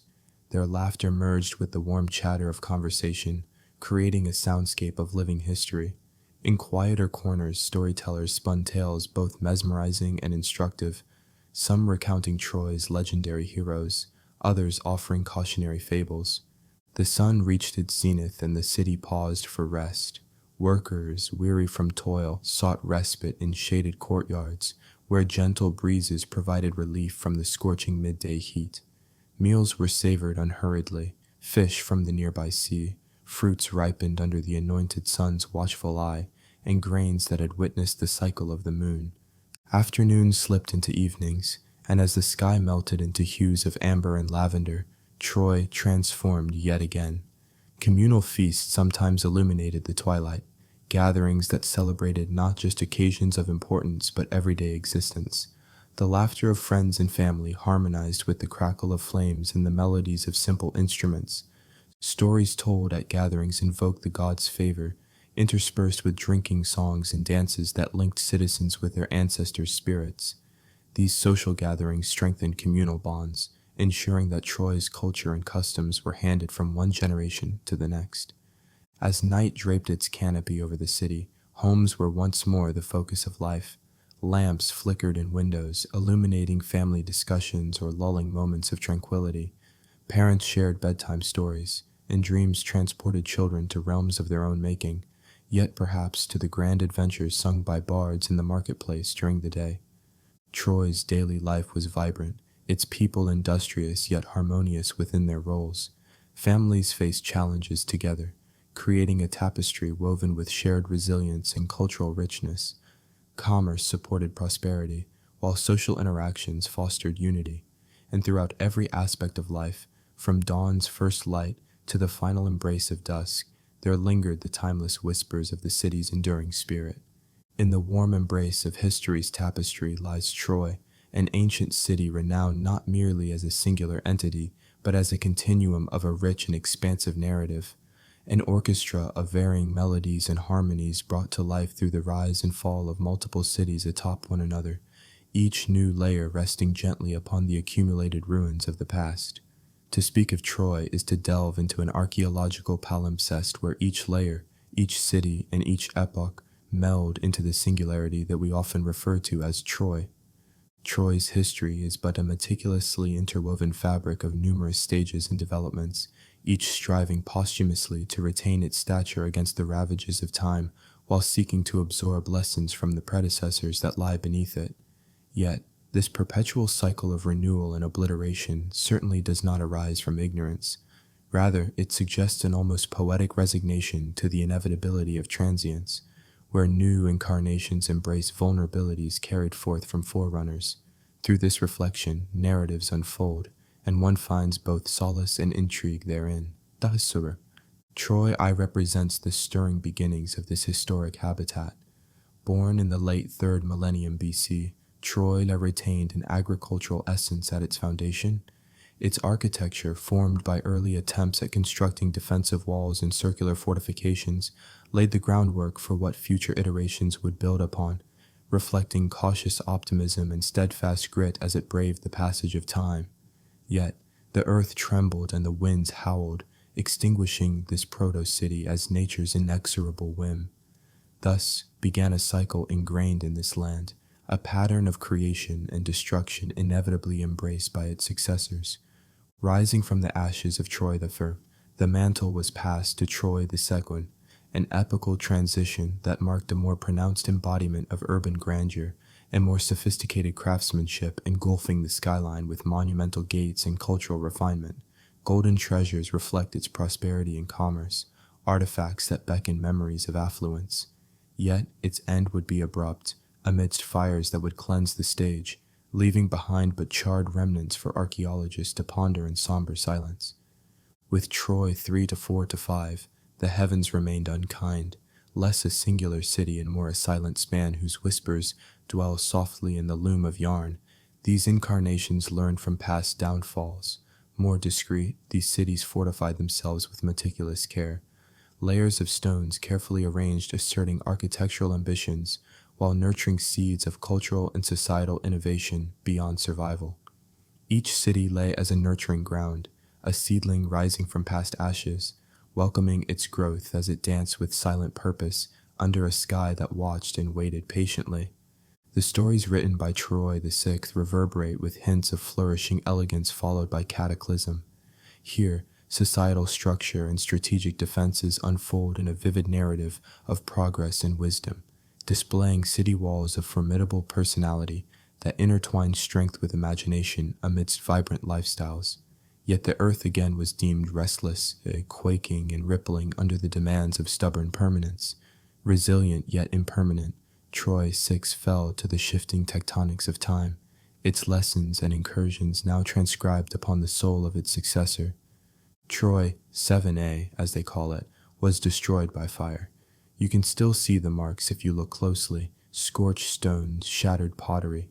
There are no bodies here, no skeletons left in the doorways, no mass graves, but there are clues, broken sling stones clustered in corners, burned grain still tucked in storage jars, a collapsed wall where someone may have made a last stand or simply tried to escape. The experiences of Troy 7a are inscribed in embers, yet it reflects an enduring human condition, striving and struggling, learning and lamenting, seeking existence even under tormented skies. Troy 7b would rear and wane, a final keystone of resistance and terse melancholy. Shadows of previous knowledge lingered, and further attempts were made to shield and steer the city from repeating the ominous patterns of its elders. However, as history unfurlingly recounts, nature's unpredictability coupled with human fragility often scripts an inevitable chain of demise. In the grand panorama of Troy, its narrative orchestrates a gentle cradle for sleep, where history whispers, coaxing its sojourners into a realm of scholarly reflection. Each iteration of Troy, an individual brushstroke in an epic canvas, speaks softly of destiny, heritage, and the mortal cycle woven through time's loom. These many Troys, existing unearthed inside our pondering, remind us of the perpetual renewal of hopes graven into facades with each emergence in the procession of its evolving cities. Beneath the stardust, soothing echoes of Troy resonate beyond the threshold to guide wanderers through dreamscapes back toward the moment when their journey within ancient past gives way to sweet repose and understanding in its peaceful cradle. Troy 7a, as they call it, was destroyed by fire. You can still see the marks if you look closely: scorched stones, shattered pottery. There are no bodies here, no skeletons left in the doorways, no mass graves, but there are clues: broken sling stones clustered in corners, burned grain still tucked in storage jars, a collapsed wall where someone may have made a last stand or simply tried to escape. Yet Troy's demise was not its end. Rather, it became the beginning of a myth, an epic that transcended its tangible remnants, living on through the ages. This storied city found new life far beyond its physical ruins, woven into the fabric of art and literature, continually breathing inspiration into generations that followed. Homer's epic poems, the Iliad and the Odyssey, were the first to breathe this new life into the ashes of Troy. The siege and fall of Troy became emblematic of heroism, honor, and the tragic consequence of pride and passion. The narrative of Achilles, Hector, Paris, and Helen provided timeless themes for poets and playwrights. The epic tales, handed down orally for centuries, laid the literary foundation upon which Western literature was built.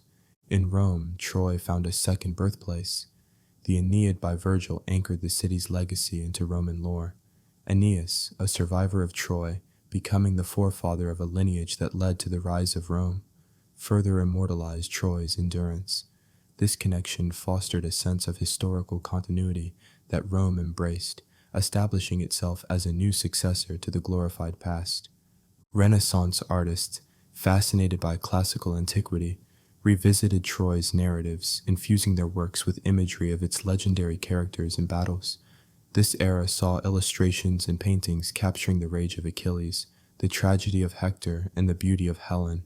Such art echoed with the longing and tragedy that the fallen city represented, manifesting in a tapestry of visual stories. In literature, numerous writers have drawn inspiration from Troy, from Chaucer's Troilus and Cresside to Shakespeare's Troilus and Cressida. The tales of Troy continue to be reimagined and retold, infused with the cultural context of the periods in which they were recreated. This ensured their relevance and perpetuity, inviting each subsequent generation to see reflected in Troy's echoes a mirror of their own lives. 19th century archaeologist Heinrich Schliemann's excavations at Hisarlik, believed to be the site of ancient Troy, reignited interest and controversy in the historical and archaeological circles. The tangible unearthing of Troy's ruins alongside Homer's epics briefly breathing from the pages stirred imaginations worldwide.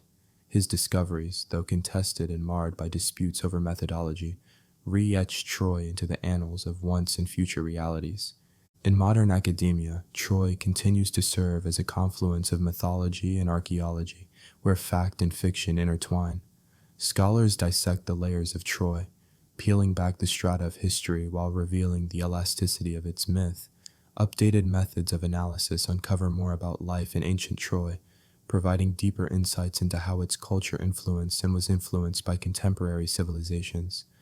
Cultural explorations continue to perpetuate Troy's legacy as more than just a historical footnote. In cinema, the grand spectacle of Troy is revived, the drama of its fall presented with reverence and embellishment for new audiences. Such portrayals, while not always adhering to historical accuracy, ensure Troy remains an accessible symbol of ancient wonder, heroism, and tragedy. Troy's story, immortal in its narrative, has become a shared cultural experience worldwide. It resonates with the ideal of the epic, the enduring power of narrative that not only entertains, but teaches and inspires. Even as we trace the shadows of this legendary city in ancient texts, in art displayed within quiet museum halls, and on screens across which its battles rage anew, we witness the true afterlife of Troy. It is a city that never truly died. Now more than ever, it thrives in the spaces between fact and fiction, history and myth, captured in the endless tableau of human imagination. The worlds charted and the myths they entwine offer a peaceful lullaby of human curiosity and fallibility. Since time immemorial, maps have served as both guides and guardians of the unknown, charting courses across land and sea, stitching together the scattered tales of explorers, mythologists, and geographers into one cohesive fabric. This gentle exploration seeks to illuminate the tranquil journey of understanding how cartography, both literal and metaphorical, transforms myths into recognized landmarks in the ever-expanding atlas of human knowledge. In the quiet dawn of history, when the earth was boundless and the night sky eternal, humanity stood on the precipice of the unknown, grasping at the stars to make sense of its place among them. The earliest maps were born from our need to understand, composed of whispers, stories, and conjectures about a world unseen. These fabled charts, etched on clay tablets or drawn meticulously on parchment, were not mere representations of terrain, but tapestries of belief and speculative thought. To journey through the history of maps is to wander through the corridors of the human psyche itself. These maps, infused with stories of gods and monsters, merge the real and the fantastical into the same bearings. Consider the vast uncharted sea labeled "Here be dragons," where sailors feared to venture for the threat of the mythical kraken or Scylla. Over time, these perilous waters were navigated, and such cautionary embellishments faded with the tides of discovery. In these serene moments of reflection, we recognize that the map is not the territory. It is a reflection of the mapmaker's understanding. For ages, cartographers infused their charts with elements of both truth and myth. Consider the Middle Ages, with maps delineated by theological lines, Jerusalem at the center, heaven above, hell below, a divine compass. Even as explorers circumnavigated the earth, disproving flat earth theories, the myth-laden maps served as reminders of an age enshrined in spiritual certainty. With the age of exploration came a cartographic transformation, as mythical creatures were replaced by measurable coastlines and realistic depictions of the world's breadth emerged. The once monstrous seas, tamed by empirical observation and nautical precision, delivered us from the fearful confines of imagination. These maps grew into instruments of power and control, driving the engines of empires, commerce, and colonization. Yet, even in this age, certain swaths of the earth remained mysteriously elusive. Delicate lines and exquisite calligraphy demarcated known realms from those untouched by settlers' boots. The North and South Poles, shrouded in ice and enigma, invited myth perpetuation until intrepid explorers planted flags in their tundra. In whispers, the myth of Atlantis persisted too, drawing speculative maps to conjure lands beneath the waves. Even as satellites now orbit Earth, capturing every nook and cranny in high resolution, these myths lend their luster to the canvases of cartographers old and new. Through the ages, cartography has extended its reach beyond the tangible, to charting journeys inward and across time, mapping desires, fears, cultures, and dreams. In literature and art, the map is a metaphor, a poetic schema for journeys of the soul and the mind. A journey to the heart of darkness rekindles the path through an internal jungle of moral reckoning. The road not taken echoes crossroads on nuanced maps defined by choice and introspection. The peaceful convergence of myth and reality in cartography illuminates how our stories shape the landscapes around us. Great minds like Eratosthenes, Ptolemy, and Mercator transformed human perception by merging empirical veracity with subtle iconography, wherein ancient mariners navigated safely home, guided not by the stars alone, but by the legends woven into their maps. Ultimately, the art and science of mapmaking tread a delicate balance upon a landscape of faith and factuality, where each map narrates our ever-evolving understanding. With each discovered shore or illuminating expedition, human anticipation breathes life into cartography anew, perpetuating myths as cultural legacies, as gentle reminders of our once boundless imaginations. And so, restful slumber may be found within these pages, where time's tide, gentle and unfailing, washes over the jagged line betwixt the fabled and the factual, so that all may drift into peaceful reverie. Nestled within the annals of ancient history lies the city of Troy, remarkable for its stories as well as its eventual collapse. It is a place wrapped in myth as much as fact, where the power of survival has left its mark across millennia. The archaeological site of Troy, layered with history, offers a serene window into a world long past. As excavations continue to reveal, each artifact uncovered tells a gentle tale of human life, its challenges, adaptations, and the seamless weaving of resilience into the fabric of existence.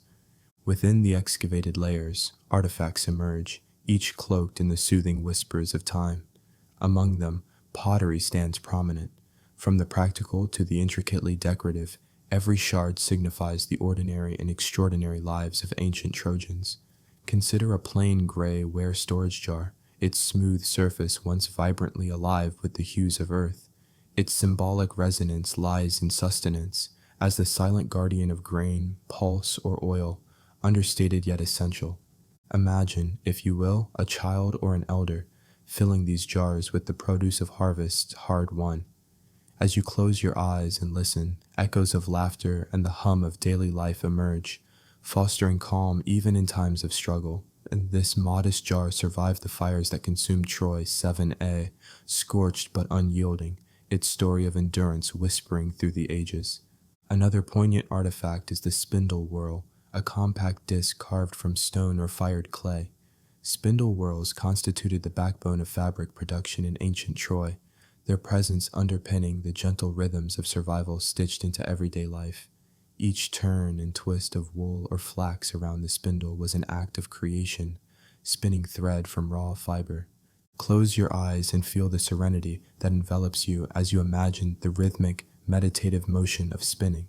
In this livelihood, peace thrived even amid uncertainty, a testament to human ingenuity and the quiet resilience found in sustaining warmth, comfort, and community against the elements. The discovery of bronze arrowheads hints at a different aspect of survival, one tied to protection and the preservation of life. These arrowheads gleam softly, their metallic sheen a testament to both the craftsmanship and the foreign encounters across the Aegean. Symbolically, they embody vigilance as individuals crafted them to protect and provide, skills passed meticulously from one generation to the next. As the world around the Trojans evolved, so did their strategies for ensuring safety. The peace found in mastering the creation and use of such implements offered a calm resilience, a calm underpinned by the certainty that knowledge was as enduring and vital as any fortification. Then there is the ox-hide-shaped ingot, a relic tied to far-reaching trade networks and the sustenance of economic life in Troy. This unassuming piece of copper, traded and transformed across vast distances, tells a tranquil tale of interconnectedness. In its journey, it weathered storms and seas, ultimately emerging as part of Troy's own survival and prosperity. Its enduring presence within the site beckons introspection into the timeless continuity of human commerce, which supports life even amidst turmoil.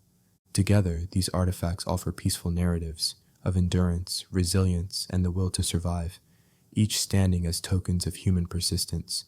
As Troy's ancient layers gave way to these discoveries, they reaffirm not only human frailty, but also the enduring strength that can be found in the simplest acts of daily life. Let the serenity of their existence cradle you as you drift gently to sleep on the lullabies of history. In a time long forgotten, amidst the rolling hills of Asia Minor, there lay the ancient city of Troy. This storied place, bathed in myth and legend, is often remembered for its tales of heroics and mythical wooden horses. Yet beyond the exploits of kings and warriors, there exists a quieter, deeper story, the legacy of the silent architects of yesterday, those unnamed builders and artisans whose craftsmanship has endured the ages. The sun would rise gently over the plains of Troy, casting a soft golden light upon the city walls. These walls, daunting and resilient, stood not just as barriers, but as testaments to those who constructed them. To the common eye, they were simply stone structures, but to the trained gaze, they were an ode to human ingenuity and resolve. Each stone was meticulously placed, a puzzle piece to the grand mosaic of civilization. Beneath the layers of dirt and time, the echoes of hammers and chisels reverberated softly, whispering tales of the past. Who were these silent architects? Many came from nearby villages, traveling to Troy with hopes of work and a better future. They awoke before dawn, gathered their rudimentary tools, and labored long into the day, shaping the city with their hands. They fashioned homes and temples, markets and palaces. Each cut and curve bore the mark of their endurance and mastery. Every brick lifted a testament to their strength and skill. The artisans of Troy were a unique blend of innovation and tradition. For every grand design, there was a craftsman who brought it to life. From the delicate etchings on pottery to the grandiose embellishments on temple facades, their work was both art and legacy. The potters spun clay into vessels that would serve many generations, each piece telling a story through intricate patterns and forms. Stone masons coaxed beauty from blocks of limestone, their chisels tracing patterns that mirrored the celestial dance. The everyday workers, though they differed from the artisans, were no less vital. They were the heartbeat of the city, a collective pulse that drove its economy and sustained its people. Under the vast unending sky, they toiled in fields, sowing seeds and reaping harvests. They ferried goods from the harbor to the marketplace, their footsteps carving pathways into the earth. Their labor was the rhythm to which the city thrived, an unseen force that carried Troy through the ebbs and flows of time. In the quiet evenings, as the sun dipped below the horizon and the sky blazed with hues of orange and purple, these laborers would sit together. They shared stories of the day, of their ancestors, and their dreams for the future. It was in these moments that the true spirit of Troy emerged, a community bound by toil, bonded by shared purpose and collective aspirations. As centuries passed, the world changed. Empires rose and fell, but the foundations laid by the unnamed builders endured. Beneath layers of soil and shattered time, the ruins of Troy spoke silently of their legacy. The bricks, collected and bound together with ancient mortar, held stories of resilience and survival. The intricate carvings on temple walls still inspired awe and whispered the artisans' devotion to their craft. The legacy of Troy's builders was not one of monuments or heroic epics sung through ages. Their immortality lay in the ruins, those silent sentinels standing against the inexorable march of time. The craftsmen, the builders, the everyday workers, their names may have faded, swallowed by history's opaque veil, but their work spoke across the centuries, a timeless dialogue between the past and present. Today, as we walk among Troy's remnants, we pay tribute to these silent architects. We trace our fingers over the stones they touched, breathe life into the spaces they inhabited, and, in fleeting moments, feel connected to them. Their world was very different from ours, yet profoundly similar, a testament to human perseverance, creativity, and the unyielding drive to leave a mark upon the earth. In their silent way, the builders of Troy remind us that while stories of gods and heroes are captivating, it is often the quiet strength of unnamed souls that truly shapes the world. The ancient city of Troy, like many settlements of its era, was sculpted by the endless dance of erosion and time. Troy 7A, as historians have named it, fell to fire. The marks of its untimely demise are etched into the stone and clay artifacts that remain. If you look closely, you can still see the signs. Scorched stones and shattered pottery shards tell a silent story of that fateful day.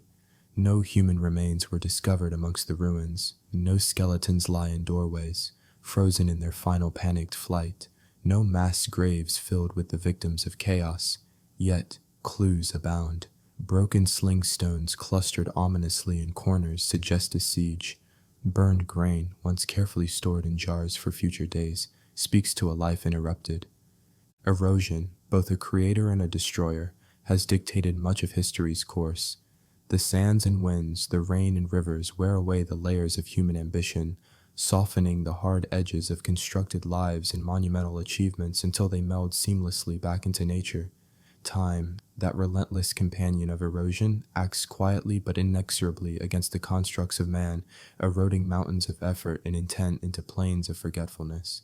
The Wall of Troy 7a, a place where perhaps a desperate last stand occurred, or merely the tragic huddle of frightened citizens seeking refuge, now lies collapsed. What once were battlements symbolic of power and security lay as whispering ruins, casting shadows at sunrise and sunset, reminders of a once great civilization. These stones, both literal and metaphorical, speak to us. They say how fiercely yet ultimately futilely humans have labored against the tide of time, striving to leave indelible marks on a world that has learned its own methods of erasure. Nature's erosive powers do not solely efface. In their own patient way, they preserve. Coastal winds and tides shaping the cliffs and sands also lay down levels of rock and silt that hold pieces of our past in a protective embrace. Time stands still within these natural vaults, where human intentions are safeguarded until unearthed once more by future hands. In this cycle of wearing down and building up, of covering over and revealing, history's narrative is shaped. As erosion strips away the extraneous, it distills complex legacies into pure traces that must be deciphered and puzzled together anew by each generation of curious minds. Troy, with its layers of discovery, illustrates this beautifully. A town built upon itself many times over each layer, representing a piece of human tenacity, conflict, and renewal. In a world where human efforts strive against the might of erosion, there is also a powerful, touching pursuit, the need to reclaim and remember.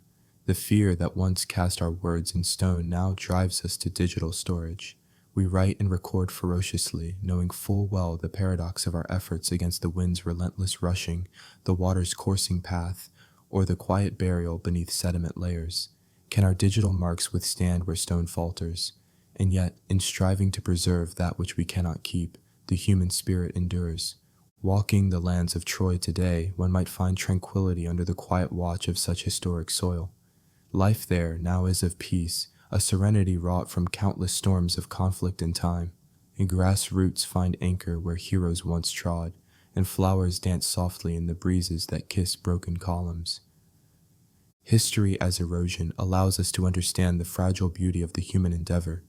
There is comfort in knowing that while time wears many aspects of humanity away, it is also time that reveals new insights, a serene understanding similar to the lapping of gentle waves against the shore, lulls those listening, teaching us that while all things must eventually fade, they also persist in new forms.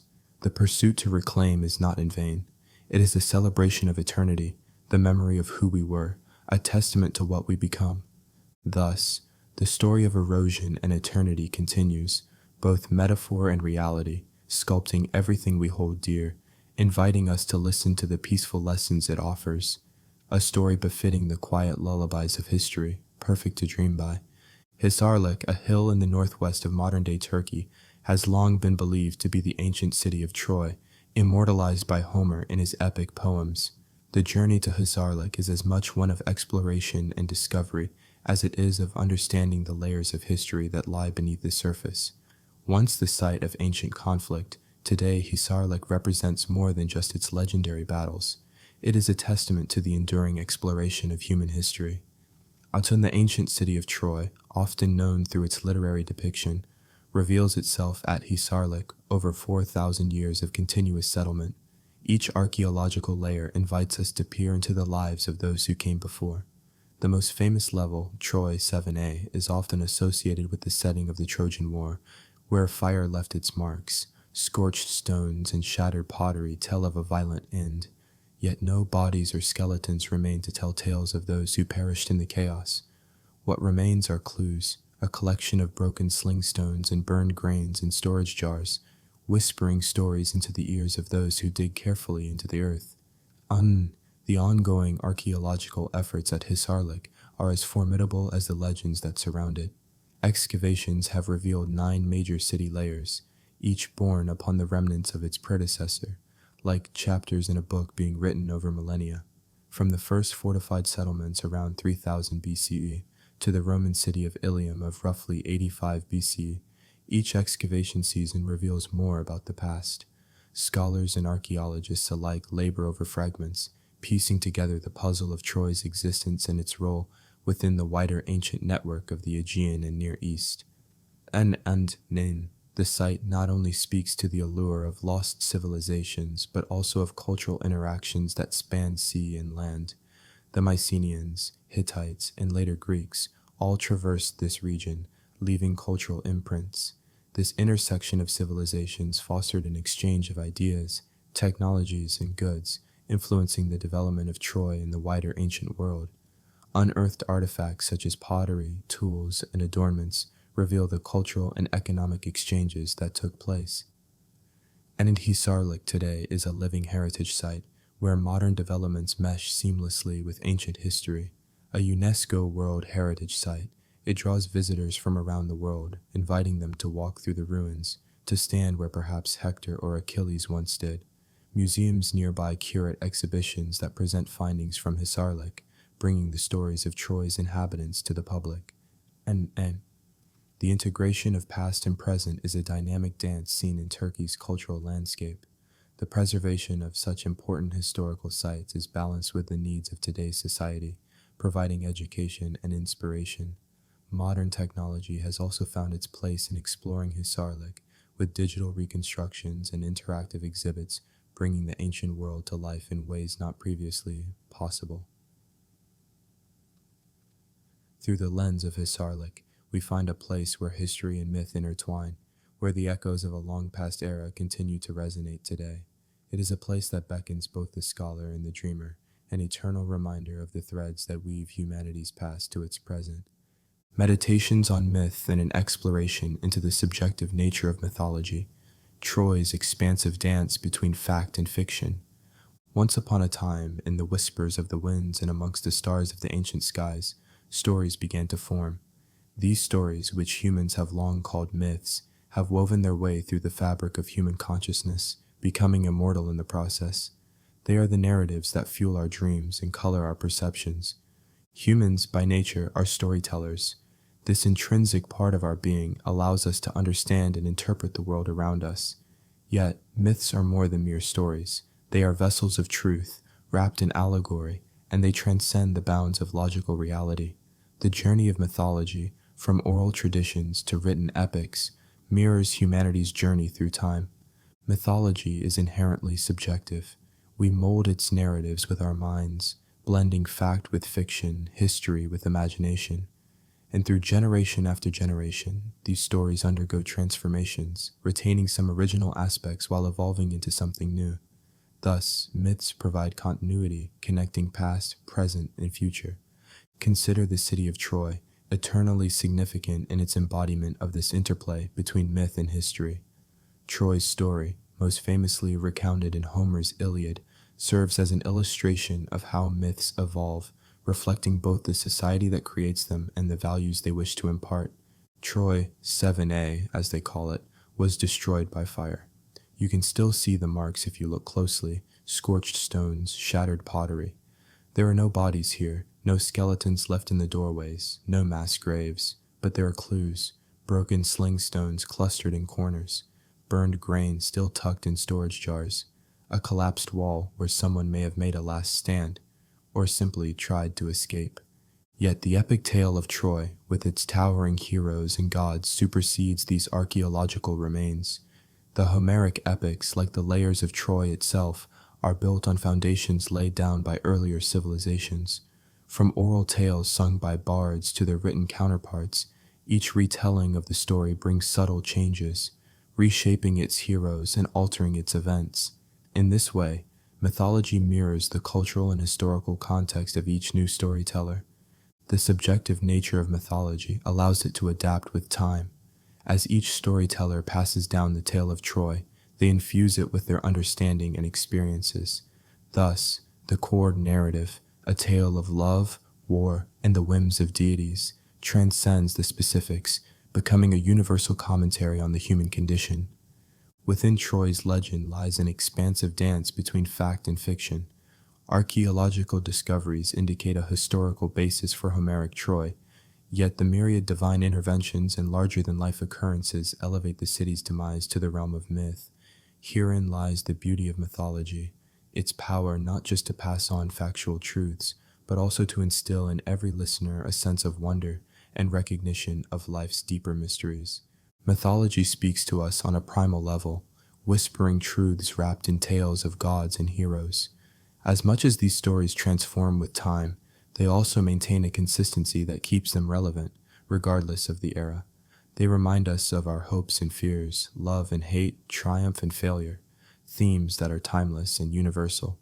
Thus, the story of Troy, in all its grandiosity and tragedy, stands as a testament to the enduring power of myth.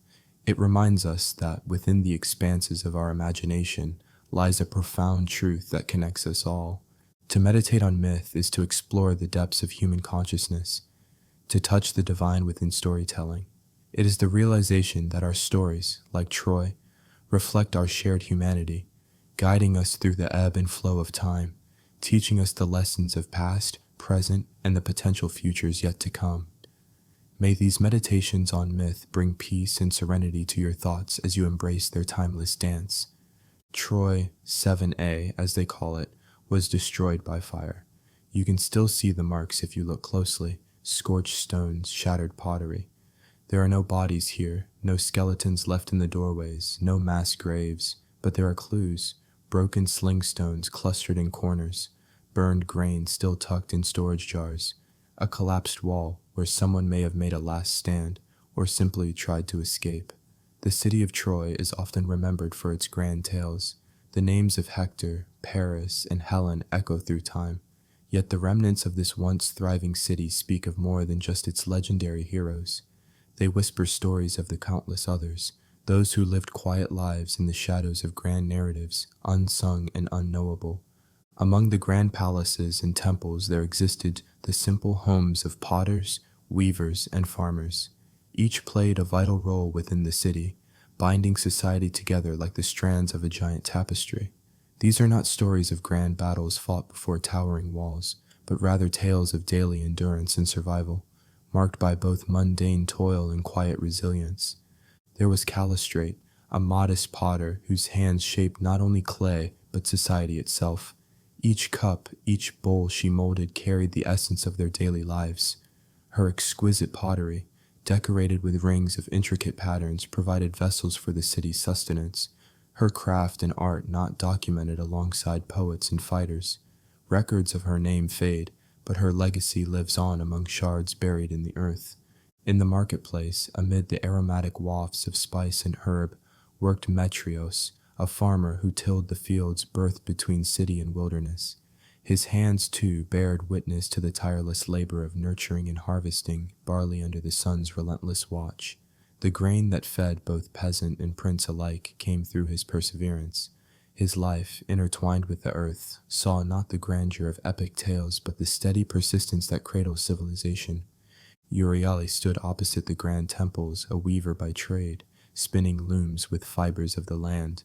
Her nimble fingers crossed threads as Phrygia's rivers crossed beneath the city's bridges, bonding the daily lives of Troy's inhabitants with the fabric of their culture.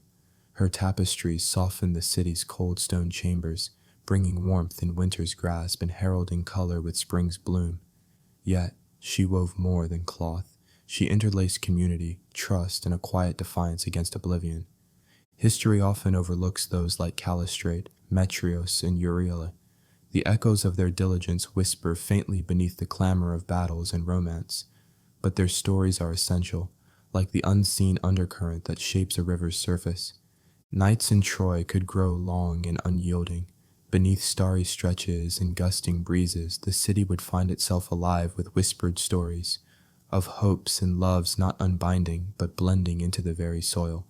To remember them is to reach beyond the epics, acknowledging that what is seen as ordinary is woven with the extraordinary strings of fate that tomorrow's headline war cannot sever. In the intricate maze of time, they belong to the ages as much as warriors in gleaming bronze. As you lie down to drift into sleep, picture Troy not as a fortress of valor, but a cradle of civilization, a place soothingly pieced together by the compassion, tenacity, and quiet footprints of those lost to amnesia's abyss. Let the rhythm of their invisible stitching sing you into slumber's embrace, honoring those lost among legends. Their narratives comfort the restless dreamer, whispering from starlit pastures of the unsung whose lives form the bedrock of history's peaceful existence. What remains is simply sleep, a promise of dawn colored by unseen hands crafting our collective past. The ancient city of Troy, steeped in myths and legends, has long captured the imagination of historians, poets, and adventurers. Troy 7A, as they call it, was destroyed by fire. You can still see the marks if you look closely: scorched stones, shattered pottery. There are no bodies here, no skeletons left in the doorways, no mass graves, but there are clues: broken sling stones clustered in corners, burned grain still tucked in storage jars, a collapsed wall where someone may have made a last stand or simply tried to escape. In the quiet dawn, with the sun rising softly over the ruins, the ancient stones of Troy begin to reveal their secrets. For centuries, these remnants have been analyzed and speculated upon, but it's in our current age that new methodologies breathe fresh life into these old tales. Modern technology is transforming archaeology from a field dependent on shovels and brushes into one guided by waves and pixels. Ground-penetrating radar, GPR, sweeps the ground with its invisible touch. With GPR, the Earth gives up its secrets without a single stone being turned. Once, archaeologists could only wonder about what lay beneath. Now, they can see through the mists of time. Digital imaging grants form and dimension to these findings, offering reconstructions of how the walls might have stood tall, how the roads might have guided travelers, and how homes might have sheltered the ambitions and dreams of their inhabitants. Amid the cracked plazas and sunken pathways, every vibration recorded by GPR holds a potential echo of Troy's living past. A hidden chamber here, a long-buried foundation there. These waves burrow silently, translating the language the Earth has spoken into something our modern eyes can see and understand. Digital reconstructions allow us to rebuild with precision that the ravages of millennia have denied the original city. Architects and historians work to transform digital skeletons into vibrant renderings, illustrating bustling marketplaces, busy family courtyards, and grand vessels waiting to sail past the distant horizon. In the reflective glow of the computer screens, researchers step back in time. They walk alongside ancient Trojans in recreated virtual streets. They witness through the lens of augmented reality the reconstruction of the famed city's wall that protected not only the city but also the stories it housed. Troy's layers, like chapters in a great book, are revealed chapter by chapter. Each tier of Earth unveils a new era of habitation, growth, and eventual destruction. Our tools today let us move seamlessly from layer to layer, linking what was once distinct and fragmented into a continuous narrative. It's akin to piecing together a time-worn tapestry, each fragment playing its part in the larger scheme. These modern techniques not only uncover artifacts but also contextualize them. Potsherds, which once existed as isolated entities, now sit within a framework of time and space, painting a broader picture of societal shifts in daily life. Advanced dating techniques allow researchers to pinpoint their origin with an accuracy that surpasses anything previously possible. Beyond the uncovering of architectural and cultural details, modern technology allows us to appreciate the human element that coursed through Troy. Through isotopic analysis, we learn of the diets and trade routes that sustained populations. DNA sequencing from minute bone remnants tells us of familial relationships and migratory patterns. There's a human story told in the pieces of Troy that the ground could not 3 millennia ago. It breathes alongside the narratives of kings and battles, whispered tales of common people, their labors and loves immortalized by circumstance rather than choice. From within the shadows of ancient stones emerges a subtle irony. Through the very advances of the modern world, the origin stories of our civilization come to vibrant life. We apply the laser's precision against time's broad strokes. In doing so, history becomes a tangible, living companion rather than a distant, static monolith. Within this tranquil setting, as digital whistles of the latest drone survey echo over the plains where heroes once trod, truth hovers close, less mythological and more reality-bound. It's a reality that rocks cradle, that algorithms reconstruct, and that the echoes of Troy breathe to life once more, promising comprehension and clarity for all those who seek. Thus, Troy's ruins, with new eyes cast upon old stones, become not merely remnants of ages past, but pieces of the puzzle that forge the story of humanity. Slowly, maybe reluctantly, these stones give us more than history. They give us insight, a guide for the future shaped by lessons of the past. The gentle whispers of the past carried by the breeze over these ruins now so adeptly studied are not so much telling us of what once came before, as in instructing us, nurturing our understanding of where we must yet tread. The story of Troy has transcended its historical roots, weaving itself into the fabric of human imagination and curiosity. Troy 7A, as they call it, was destroyed by fire. You can still see the marks if you look closely: scorched stones, shattered pottery. There are no bodies here, no skeletons left in the doorways, no mass graves, but there are clues: broken sling stones clustered in corners, burned grain still tucked in storage jars, a collapsed wall where someone may have made a last stand, or simply tried to escape. The allure of Troy is as much about its mysteries as it is about its storied past. How can a single ancient city hold the attention of generations, inspiring countless retellings and scholarly debates? To unearth these answers, one must explore the depths of human psychology, the dreams that drive us, and our intrinsic fascination with both loss and enduring glory. From a psychological perspective, Troy represents the ultimate drama, the intersection of love, war, heroism, and deceit. Those who lived within its walls, whether historical figures like Priam and Hector, or mythological ones like Achilles and Helen, embody the range of human emotion and experience.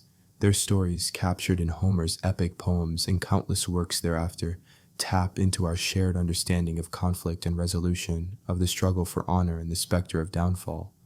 Moreover, Troy's lasting appeal can be attributed to the dreamlike quality of its tales. Dreams allow us to engage with our subconscious, to work through fears and desires that are too complex for waking contemplation. In the stories of Troy, dreams and prophecies mingle with reality: a dream, Helen, a vision of the Trojan horse. This blending of the real and unreal allows readers and listeners to explore their own life narratives through the lens of Troy's mythos. The theme of enduring glory is another thread that binds us to Troy's narrative. In an ever-changing world, there is comfort in the concept of something that lasts beyond the mundane scope of a single human life. The heroes of Troy, like Achilles, who sought undying fame, reflect a deep human yearning to leave a mark that transcends one's mortality. Troy, as both a place and an idea, offers this promise. Through its tales, individuals are remembered not for their inevitable end, but for their deeds and the legacy they left behind. Equally captivating is the counterpoint to glory, the irresistible narrative pull of loss and ruin. It's a recurring motif in history and literature. Civilizations rise, flourish, and fall. With Troy, this motif takes a tangible form in the scorched stones and the remnants of a once great city. These ruins elicit both admiration and melancholy, a beautiful reminder of human vulnerability. Our fascination with loss, paradoxically, enhances our appreciation of glory. By acknowledging what is transient, we better understand the value of what endures. Troy captivates scholars because it is a siren call from antiquity. Its stories and archaeological mysteries invite endless inquiry and debate. Old questions give rise to new ones as we unearth more details from its ruins. Each piece of pottery, each remnant of architecture, tells us something about how humans lived and thought in ages past. Yet, each discovery also reminds us of how much remains unknown, kindling both curiosity and reverence. In recent studies, some psychologists suggest that our fascination with Troy can be linked to its role as a cultural touchstone, a benchmark against which we measure our own narratives of conflict and resolution. Scholars and dreamers alike are captivated by how these ancient stories can still speak to contemporary themes of power, love, and turmoil.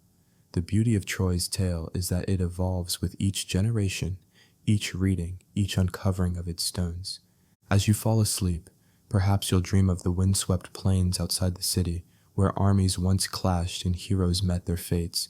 Remember that in Troy's story lies not just the echo of ancient footsteps, but the timeless rhythm of human aspiration and fragility. The eternal allure of Troy, then, is not just a gaze backward, but a mirror reflecting our own dreams and fears, an irresistible narrative that sings to anyone who dares to listen.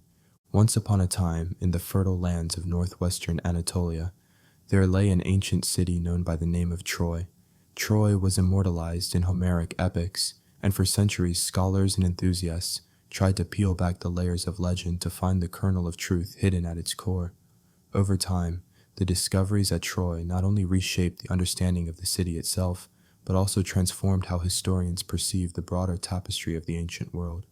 In the 19th century, Heinrich Schliemann, the determined amateur archaeologist, embarked on an excavation at what is now known as Hizarlik. His efforts, often criticized for their lack of scientific method, unearthed treasures that he hastily connected to Priam's Troy and the trove of myths surrounding the Trojan War. Although his methods were faulted, his passion ignited the spark that would eventually lead to a deeper, more nuanced exploration of the site. Each subsequent wave of excavation teased out new revelations from Troy's soil. As archaeologists like Wilhelm Dürrfeld and later Carl Blegen took up the mantle, they began to chart a clearer picture of the city's timeline. They expanded the strata from Schliemann's focus on Troy to a broader sequence of settlements. The layers revealed a sequence of cityscapes, each rising from the ashes of its predecessor, a testament to resilience and rebirth. Troy 6, for instance, unveiled a metropolis thriving with trade networks stretching across the Aegean and beyond. A city of stone-built walls and towers, once thought impregnable, yet inevitably meeting its demise, perhaps not solely or directly because of a wooden horse, but due to the forces that shaped the ancient world, human ambition and natural calamity. But it was Troy 7a that most significantly recalibrated our understanding. The discovery of this layer depicted a somewhat humble reconstruction of the Trojans' golden past. Troy 7a was devastatingly destroyed by fire. You can still see the marks if you look closely: scorched stones, shattered pottery. There are no bodies here, no skeletons left in the doorways, no mass graves, but there are clues: broken sling stones clustered in corners, burned grain still tucked in storage jars, a collapsed wall where someone may have made a last stand or simply tried to escape. Evidence from Troy 7n gave credence to the notion that something catastrophic had indeed occurred, aligning with the period around the late 12th century BC, a timeline that fits snugly with the storied collapse of Bronze Age civilizations. This synchronism between archaeological finds and literary tradition invited historians to reevaluate how these myths might have preserved collective memories of real events filtered through the mists of time. Further excavations revealed intricate cultural exchanges and innovations, suggesting that Troy was not merely a passive backdrop for myth, but an active node in a vibrant, interconnected world. The discovery of artifacts such as pottery shards with parallels in Mycenaean Greece or further afield illuminated the web of trade and influence that crisscrossed the Mediterranean.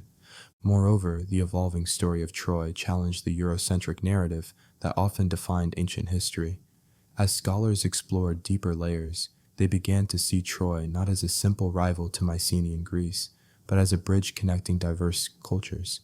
This understanding underscored the complexity of ancient societies and their interdependence, leading to a more inclusive account that appreciated influences from Anatolia, the Near East, and beyond.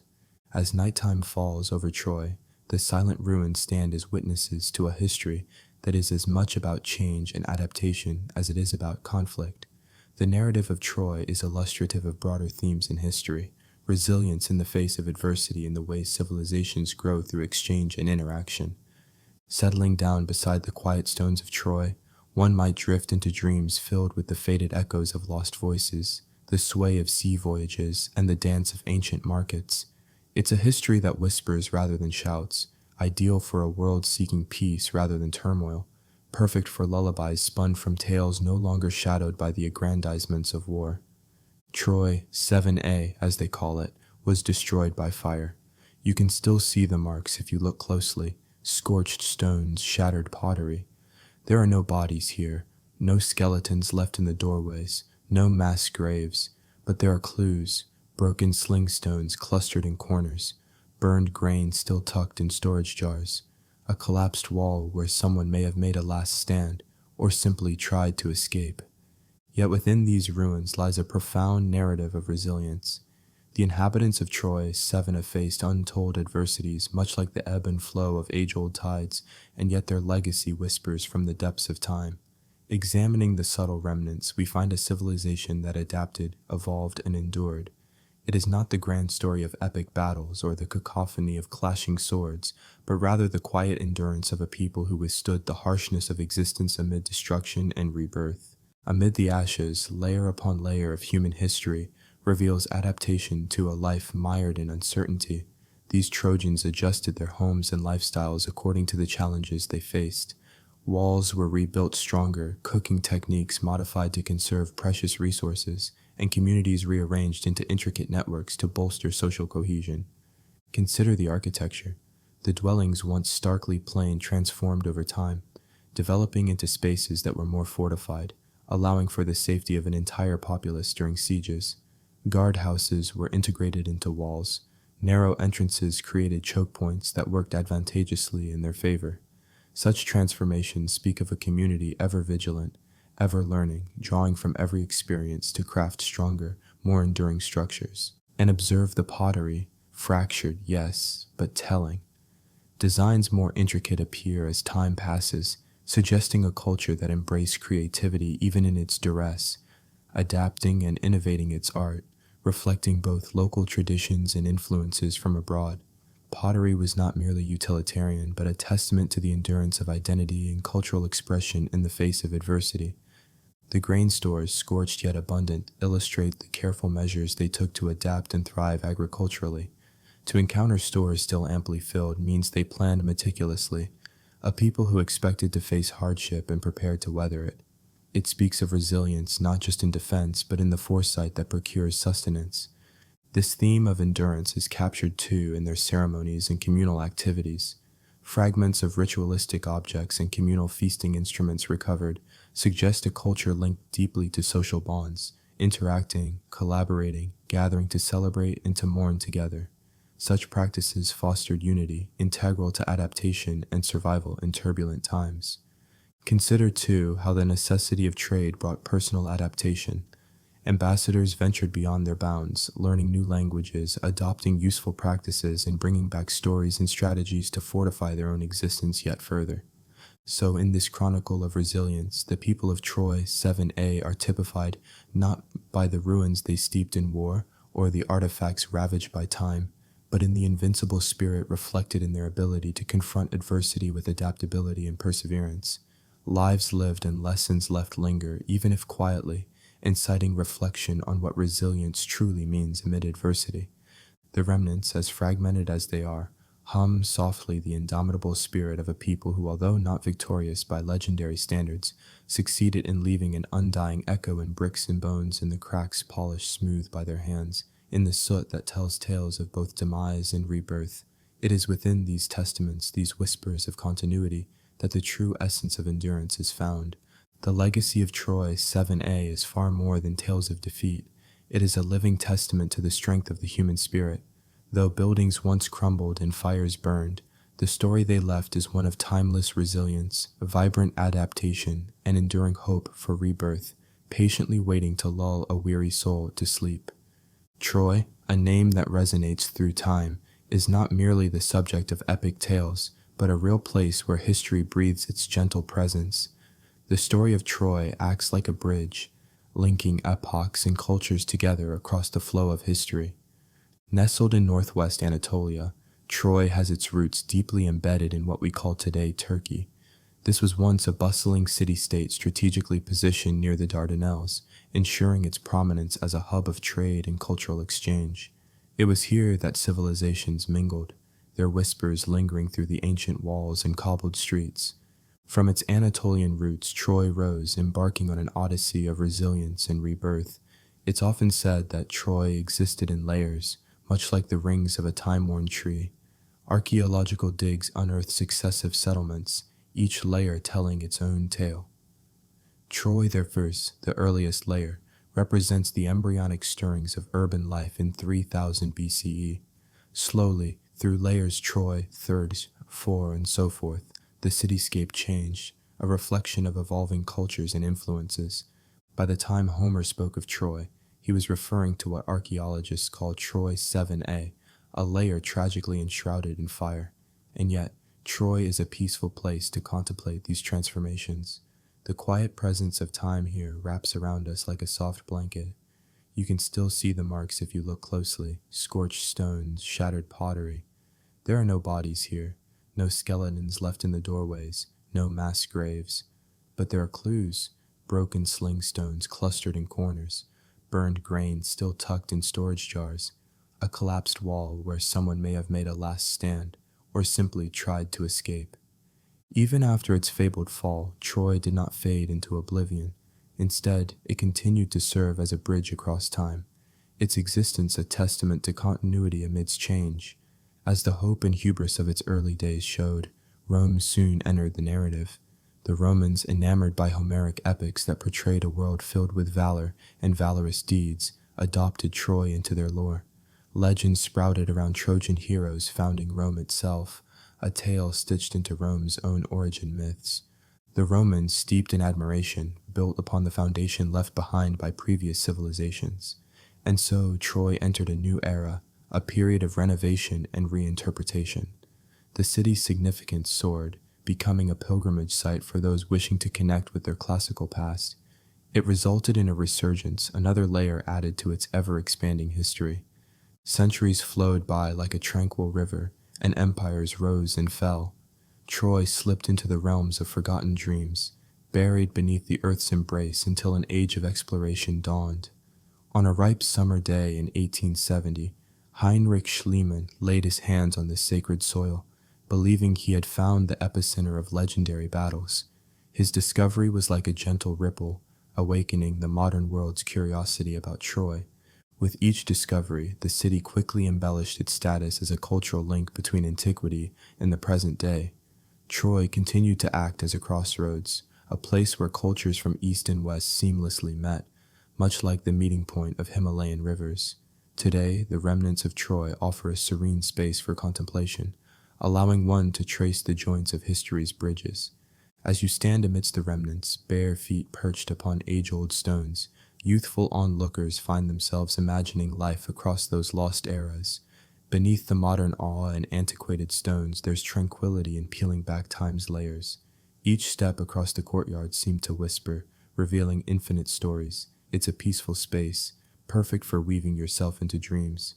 Troy's essence is eternally present, and a sense of continuity pervades, a continuity that binds different epochs, bringing them into harmonic consonance.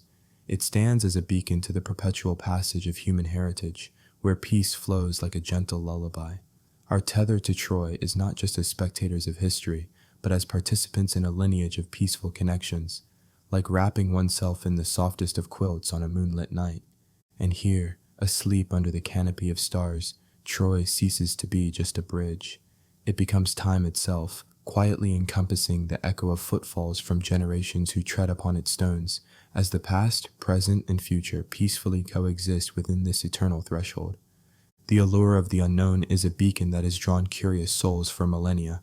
It is the itch that refuses to be scratched, the whisper in the silence that drives explorers out of comfort and into the open arms of mystery. This fascination with uncovering the unknown has been the driving force behind great archaeological endeavors, fueled by a burning curiosity to lift the veil of time and peek into the lives of those who walked the earth centuries before us. Nowhere is this curiosity more apparent than in the pursuit of uncovering the secrets of ancient Troy. Nestled in modern-day Turkey, the legendary city is immortalized by Homer's epic poems, primarily the Iliad, which recounts tales of heroism, gods, and a brutal war over a single, beautiful woman. The quest to find Troy, to prove its existence beyond lore, was one driven by passion and an insatiable need to connect the tangible present with the enigmatic past. In the 19th century, an amateur archaeologist named Heinrich Schliemann took Homer's descriptions and combined them with his sense of purpose and adventure. Driven by stories passed down through generations, Schliemann set out to find the city many believed to exist solely in the realm of myth. Despite skepticism from the academic world, his relentless quest led to the rediscovery of ancient ruins that he and many others believed to be the fabled city of Troy. Whether Schliemann's Troy or not, what was uncovered ignited imaginations across the globe. Troy 7A, as they call it, was destroyed by fire. You can still see the marks if you look closely: scorched stones, shattered pottery. There are no bodies here, no skeletons left in the doorways, no mass graves, but there are clues: broken sling stones clustered in corners, burned grain still tucked in storage jars, a collapsed wall where someone may have made a last stand or simply tried to escape. Such discoveries pose as many questions as they answer. Was this the Trojan War Homer wrote about? The tangible evidence found, charred remnants, ware, and fortifications, offers glimpses of a society abruptly halted, but the narrative remains largely shrouded in classical myth. Still, these archaeological remnants are more than just physical evidence. They are keys to a narrative told through layers of earth, each layer representing unique stories of human endeavor and catastrophe. The discovery of Troy set forth a cascade of exploration, historians delving into ancient texts, writers envisioning tales of Achilles and Hector, and travelers from all over the world longing to stand where legends once lived. The allure comes not just from the narrative itself, but from the possibility of finding one's place in relation to it. For historians, Troy represents an evocative puzzle. Each artifact, each shard of pottery tells a tale, a conversation, a meal, a trade. It is a place where fact and fiction blur, where the designs of human hands from millennia ago reach across time to shake the hands of their descendants. Writers and poets find in Troy not just inspiration, but raw material for storytelling. The city's life, its dramatic fall, and mythical connections provide endless canvas on which to paint scenarios of valor, love, and loss. Travelers venture to Troy not just to see ruins, but to experience a profound connection to history. It is an epicenter for cultural mythology, an intersection where reality and imagination meet. Walking the boulevards that may have seen Achilles' wrathful footsteps, standing atop the city's walls, now reduced, yet grand in presence, one cannot help but feel the touch of countless stories. Troy taps into our universal curiosity about our origins, about narratives that shape civilizations, and most of all, about the tantalizing mystery that remains when the dust is settled over tales we have yet to fully comprehend. It serves as a reminder of the endless exploration that lies in the human heart and the endless stories yet untold just beneath the earth's surface. As with all pursuits of the unknown, there is discomfort. In answering questions, we often discover more we hadn't considered, but it is precisely this inexhaustible curiosity, this craving for discovery and understanding, that fuels archaeological exploration. It guides historians and writers' pens and ignites in travelers a longing for connection. Troy, whether it stands as historic truth or mythical lore, provides a locus for these explorations, where the past whispers its tantalizing secrets through wind and stone, tempting us all to listen closer. Ultimately, the allure of the unknown and our drive to uncover it is as ancient as the stories of Troy itself, an enduring testament to human curiosity marked by the belief that there is always more to discover, always one more page in the story of our world, waiting to be turned. Troy 7A, as they call it, was destroyed by fire. You can still see the marks if you look closely: scorched stones, shattered pottery.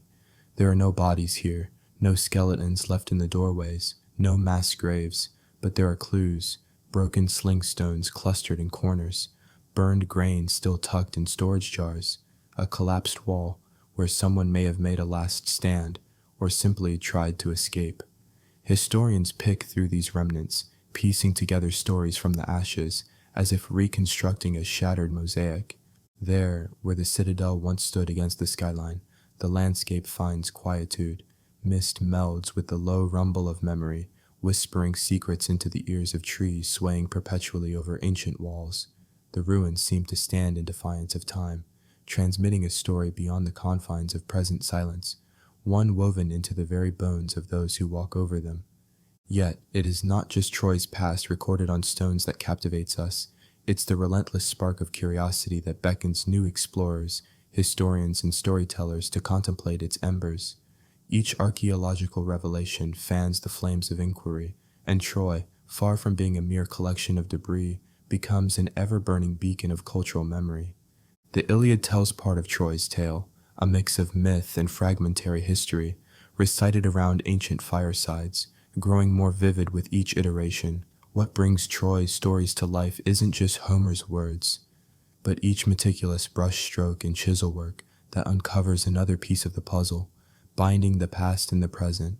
As researchers linger, crouched over fine-spun details, and Troy's embers glow in vibrant hues right before their eyes, conjectures give way to evidence, providing meaning to silence. An earthen pot's handle whispers the grip of long-deceased hands.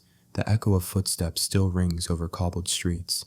It's as though the city briefly returns with the breath of its newfound breathers, those devoted to its retelling.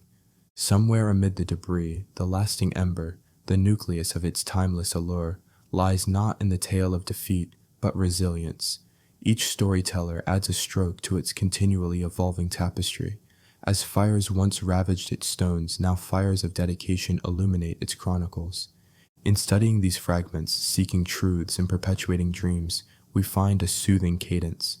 This history, though born of conflict, now produces a sense of peace, a reflection untouched by modern chaos.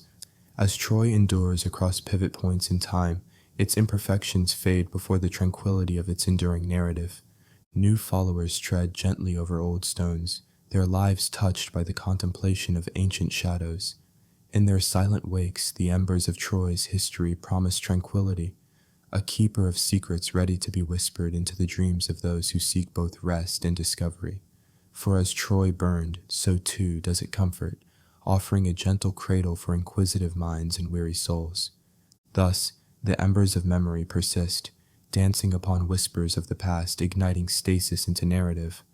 They are more vibrant than ever, painting peace from ashes, forever lingering amidst dust and documentation. The undying ember fuels not only the story of Troy itself, but catalyzes a harmonious surrender to historical curiosity, a gentle lullaby for even the most restless of souls. Troy 7A, as they call it, was destroyed by fire. You can still see the marks if you look closely, scorched stones, shattered pottery. There are no bodies here, no skeletons left in the doorways, no mass graves, but there are clues, broken sling stones clustered in corners, burned grain still tucked in storage jars, a collapsed wall where someone may have made a last stand, or simply tried to escape. The sun sets over the ancient city of Troy, casting long shadows over its ruins. These shadows seem to tell stories of their own, a cultural tapestry woven with memory, identity, and the silence that follows peace and prosperity. The heart of Troy is not just the stones and bricks that remain. It beats within the very soil, in the spaces between objects, in the echoes of footsteps never recorded. The storied city has been a hub of myth and history. Between these two realms, archaeologists attempt to piece together the essence of the people who once thrived within these walls. This is not merely an excavation of earth, but of emotion, of history seen through the lens of empathy. As researchers kneel beside remnants of ancient roads, they do not just see ruts worn by carts. In their minds, they see merchants bustling with their goods, children running alongside, laughter echoing through the air. These roads were trodden by countless individuals, each leaving an imprint of their existence. The stones resonate with the weight of everyday life, with its simple pleasures and inevitable struggles. Nearby, a structure that once served as a home stands partially reconstructed. Walls rise just high enough to suggest rooms, windows, doorways. This skeletal architecture holds stories within its foundation. A kitchen, perhaps, bearing silent witness to shared meals and conversations after a day's work. A bedroom where dreams drifted on gentle breezes through open shutters, dreams that now mingle with the dust. The hearth was the soul of the home, a place of warmth and stories shared across generations.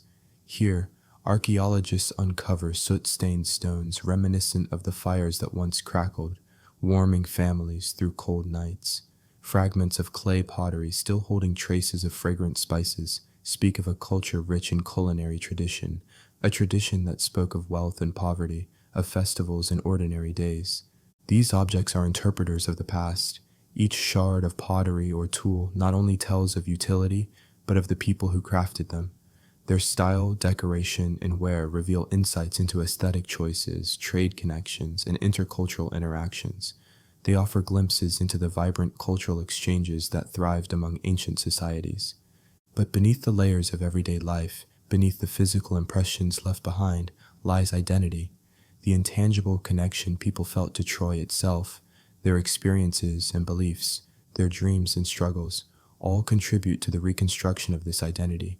In understanding the connections between people and their spaces, archaeologists gain insight into how identity is forged and maintained. The temple ruins offer a view into spiritual life, another layer of the heart of Troy. These sacred spaces echo with the whispers of prayers and offerings. People once gathered here not only to worship, but to strengthen community bonds. Festivals and religious rituals shaped the rhythm of life, marking the passage of time and weaving a spiritual tapestry that tied the community together. Each winter solstice, the first light would pierce through a temple's portal, illuminating the sacred altar where priests performed rites for prosperity and protection.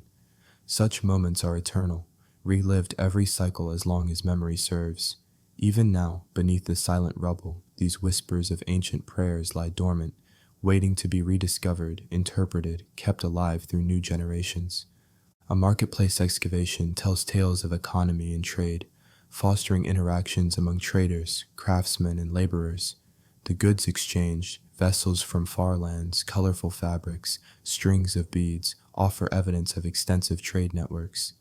These networks connected diverse cultures, bringing stories from distant shores, and in turn, taking tales of Troy outward to lands unknown. The identity of Troy as a city was built upon these interactions, these tales both mythological and historical. Through their research, archaeologists hope to connect the dots, to reevaluate long-held beliefs, and to add new chapters to the story. In reconstructing Troy's heart, they aim to bridge past and present, hoping that lessons learned might inform the future. Across the site, an old well suggests resilience. Its stones, significantly worn, tell of hard work, community needs, life-saving sustenance. This well-quenched thirst bore witness to women drawing water, to children splashing in its cool depths on hot afternoons. It was a social focal point, from whispered gossip to loud debates, through which flowed not only water, but shared experiences. As artifacts are discovered, the narrative of Troy's heart becomes intricate, layered with personal events and larger historical arcs. People rebuilt and recovered after natural catastrophes or human conflicts, surfacing stronger, sometimes different. Resilience is the theme, embodied in the cultural framework they refined, passed down. Listening closely to the stories inscribed in every stone, every object's placement, the archaeologists speak for these voices left behind. They translate textures of lives lived, dreams dreamt, and legacies left against the backdrop of history. They understand that history is not static, it is an evolving dialogue. Under stars, the site seems vast, eternal, breathing. Whispers of the past float through the air, mingling with the wind. It's said that dreams carry memories, that if you listen closely, you can hear the heart of an ancient city beating once more. So they listen, as they carefully reconstruct, piece by gentle piece, the essence of a society not gone but transformed, waiting patiently to be acknowledged. Reconstructing Troy's heart extends beyond architecture or artifact. It is an endeavor to honor human experience across centuries, through cycles of creation, destruction, regeneration, echoing eternally. It is not merely the buildings, but the essence of those who created, inhabited, and loved this space. As researchers excavate and record, they hope their efforts grant life to these remnants, ensure these stories remain lodged firmly in human consciousness. There's a responsibility to tread with care, to honor with respect, the beating heart of an ancient civilization. With each discovery, the dimensions of identity at Troy become clearer, a story intertwined with surrounding myths, cultural evolutions, and amalgamation built upon time's tapestry. Through this meticulous reconstruction, archaeologists are not just piecing together history. They are restoring a voice to the voiceless, allowing futures to learn from pasts, audiences to understand what it means to create, to belong, to be human. The melodies of past lives, now silent, stir anew with each step taken along these ruins, within this sacred earth. In unraveling Troy's complex narrative, these laborers of history ensure that the essence of a once vibrant society transforms into an eternal legacy, where peace reigns, perfect for the serenity of sleep. Whispers of Troy, a land graced with timeless tales, linger through inscriptions and carvings, etching memories into its venerable stones. Our chapter embarks on a serene exploration of these artifacts, these whispers, which tell of a peaceful time in Troy. From the esoteric carvings on walls to the smallest notations preserved in pottery shards, these simple markings reveal vivid portraits of everyday life, communication, and artistic expression. As dawn breaks over the storied landscape, beams of soft morning light trickle through olive trees, gently illuminating the rustic ruins of ancient Troy. Here, where mighty heroes once tread, countless layers of life have left their nuanced stories in the form of scratches and engravings. Far from the tales of epic battles and legendary sieges, these modest inscriptions speak softly of the daily rhythm of Troy's inhabitants. On a fragment of pottery, an inscription etched by a practiced hand offers a grocery list. Simple, humble, yet beautifully human. Olive oil, barley, figs, a pragmatic array that suggests a routine market day preserved forever amidst the poetic dust of history. It reminds us that long before Troy became a myth draped in glory and tragedy, it was a living, breathing city filled with the mundane hum of ordinary lives. A peaceful scene, entirely ordinary in its age, yet rich with insight for us peering back through time. In another corner, the stone staircases of once grand homes tell tales of their own. The carvings woven into their risers depict scenes of daily life, gatherings, feasts, and festivals. A careful observer might catch a glimpse of musical instruments or dancers captured mid-twirl, suggesting a culture rich in music and celebration. For those who once lived here, laughter and song were as much a part of their world as the legends that survived. Sometimes the stones bear the marks of navigation, arrows and pathways etched lightly into the earth. They guide someone not through labyrinths of mythical monsters, but through the intricate social landscape of Troy itself. These pathways hint at a subtly organized society, where the whispers of human connection guided footsteps through the city.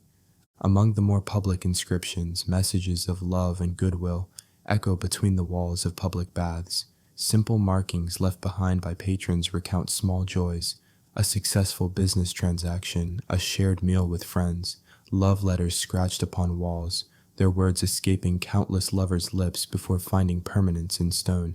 They speak of human relationships, of hope and affection that transcends the passage of time. And then there is art in its many unassuming forms. A corner of appealing fresco hints at colors once vibrant, a robust red and oceanic blue.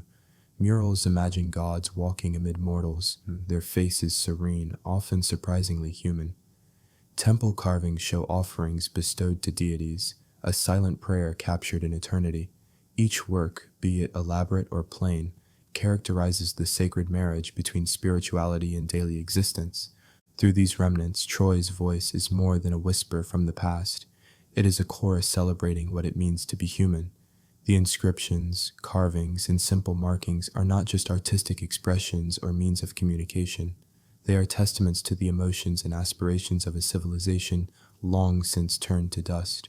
They speak of a peaceful existence, a city alive with stories of love, commerce, art, and community. So as evening descends upon Troy, leaving the landscape in soft shadow, one may find comfort in imagining the quiet moments etched into its very stones. They tell a story not of upheaval or destruction, but of existence, poignant and profound in its simplicity. This history, swathed in peaceful whispers, offers a perfect melody to drift into sleep, a gentle lullaby from the ancient sands of Troy. In the ancient city of Troy, impressions in the dust tell tales of the past, etched by time and preserved as silent witnesses. As you walk along its storied avenues, you encounter poetic remnants, footprints, hoof marks, and wheel ruts embedded into the earth, marking a tableau of life's constant movement. The sun hangs low, casting a golden hue over the landscape, as if trying to blanket the city's resonant history and tranquility. The ground beneath your feet is a patchwork of paths taken by the people who once called this city home. These paths intertwine, creating a mosaic of stories that echo tales of prosperity, strife, and ultimately, survival. Footprints whisper softly as they trace routes worn smooth by generations. Perhaps they belong to a merchant navigating through bustling streets, or a child playing beside watchful parents. These impressions are ghosts of moments long past, each step embodying the heartbeats of those who lived here. Hoof marks punctuate the ground with rhythmic precision. Horses were once vital companions, carrying leaders, goods, and messages across Troy's terrain. The marks left behind speak of a culture that revered not just strength, but the harmony between man and beast. As you tread carefully, you can almost hear the soft snorts of these gentle creatures as they bore the weight of Troy's aspirations. Wheel ruts carve out deeper grooves, testimony to the carts that carried commerce and dreams. As the wooden wheels turned, they left lasting impressions, their passage a dance of human ingenuity and collaboration. The ruts crisscrossed the city, intersecting destiny with each revolution, and you can imagine the clatter of wooden carts echoing through time, filled with goods, hopes, and stories. Yet despite evidence of movement and occupation, the history here is one that whispers peace. Troy's past is not all colossal battles or fiery ends, but peaceful exchanges, moments of reflection, and the quiet perseverance of a community that thrived against the odds. As traces of these stories lay fossilized underfoot, they invite a sense of serenity, perfect for a restive slumber under the stars. Troy 7A, as they call it, was destroyed by fire. You can still see the marks if you look closely, scorched stones, shattered pottery. There are no bodies here, no skeletons left in the doorways, no mass graves. But there are clues, broken sling stones clustered in corners, burned grain still tucked in storage jars, a collapsed wall where someone may have made a last stand, or simply tried to escape. But beyond the fires that once licked at its walls, Troy's legacy endures not in the flames of battle, but in these subtle impressions.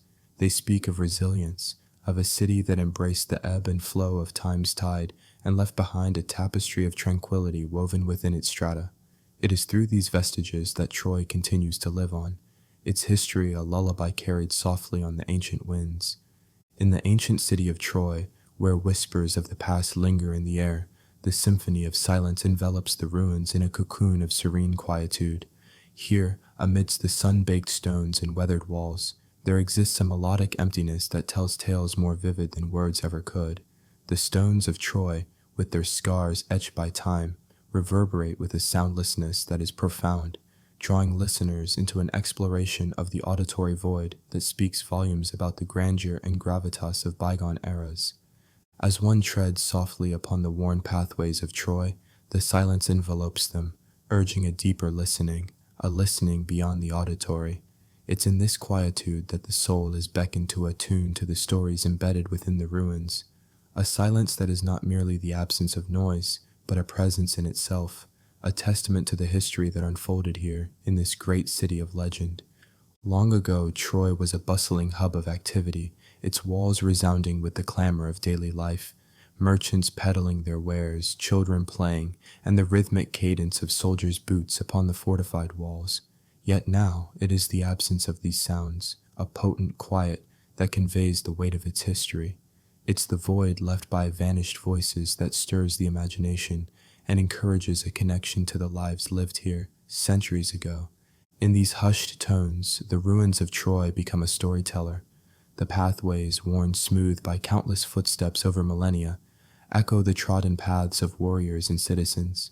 The fallen columns, once towering sentinels, speak of a city besieged by the tides of war and time. Each stone, each fragment, a word in the language of silence that speaks to the grandeur of Troy and the shadows of its past. Amidst these ancient echoes, one learns that history, in its quietude, is a perfect, restful lullaby. The stories of valor, love, and loss that emanate from the ruins become a gentle tale, lulling the mind into a peaceful state, a history perfect for dreaming. Consider the auditory void of Troy's amphitheaters, where once the air was filled with the resonance of voices. Now, the absence of applause and drama creates a space for introspection and imagination. The quiet reverberates with the intensity of plays performed and lives touched. It brings to life the ghostly echoes of past audiences, enraptured and entertained. And then, among the tranquil silence, there's the ever-present caress of the Aegean breeze, gently rustling the grasses that have claimed the stones of Troy. This gentle stir is the symphony's subtle accompaniment, a reminder that nature herself witnesses the rise and fall of civilizations. The wind's gentle touch, brushing against ancient walls, fills the silence with a cadence of its own, a soft whisper telling of resilience, rebirth in the unending cycle of history. The silence of Troy becomes a guide to understanding the ephemeral nature of power and the enduring legacy of human endeavor. It's an invitation to contemplate the beauty found in absence, the stories left untold yet felt deeply in the silence that surrounds the ruins.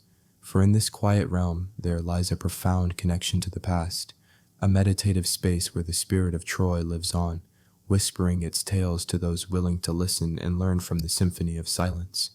Legends inevitably bear the weight of times long past.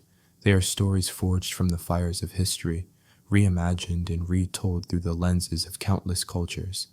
A city like Troy, with its rich and tumultuous past, continues to be a canvas for tales that stretch beyond its physical ruins. In the land where Asia touches Europe, where the sharp Aegean winds carry whispers of ancient skirmishes, lies the archaeological site of modern-day Hisarlik. It is here that ancient Troy stood defiantly, a city bathed in myth. Visitors to these ruins may wander through the remains of what scholars have painstakingly identified as Troy 7a, believed by many to be the city Homer immortalized in his epic poem, the Iliad.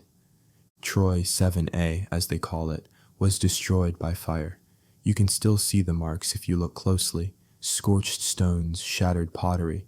There are no bodies here, no skeletons left in the doorways, no mass graves, but there are clues: broken sling stones clustered in corners, burned grain still tucked in storage jars, a collapsed wall where someone may have made a last stand or simply tried to escape.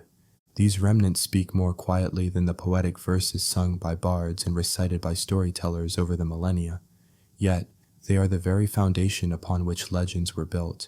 Homer's tale tells of mighty warriors, of gods who walked alongside men, and of fateful decisions that would mark Troy's end. This narrative, despite its origins in oral tradition, was never static. Each new generation that inherited the story of Troy found ways to reforge and adapt it, to imbue it with cultural significance. The tales of heroism and hubris were not merely records of a city's fall, but invaluable mediums through which cultures could explore their understandings of honor, love, and the divine interplay between fate and human agency. Consider the medieval Europeans who, captivated by the grandeur of antiquity, saw in Troy a mirror for their own societies. Just as knights were eager to prove their valor, so too were the heroes of the Iliad, fighting to ensure their names were etched into eternity. The siege of Troy, set against a backdrop of divine machinations and human folly, offered moral lessons which resonated deeply with their audiences. The Greeks envisioned in Troy a touchstone for their narrative tradition, from the plays of Euripides and Aeschylus to the historical works of Herodotus. Romans, too, found their legendary origins intertwined with the plight of a solitary Trojan survivor, Aeneas.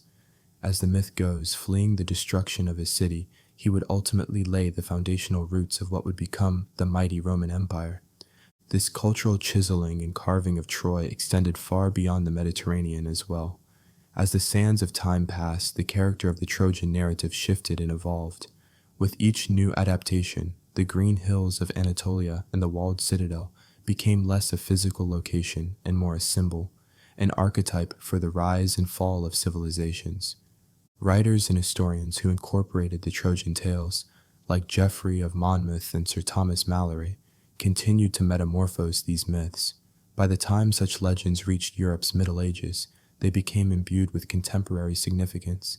In lands far removed from the Aegean, Troy became emblematic of the eternal struggle between different forces, be they destiny and defiance or love and hatred. The ability of Troy's narrative to adapt speaks volumes to its profundity and flexibility, offering timeless relevance. It echoes within the halls of academia today as scholars strive to unravel fact from legend, examining how these stories crafted identities and altered perspectives across countless generations.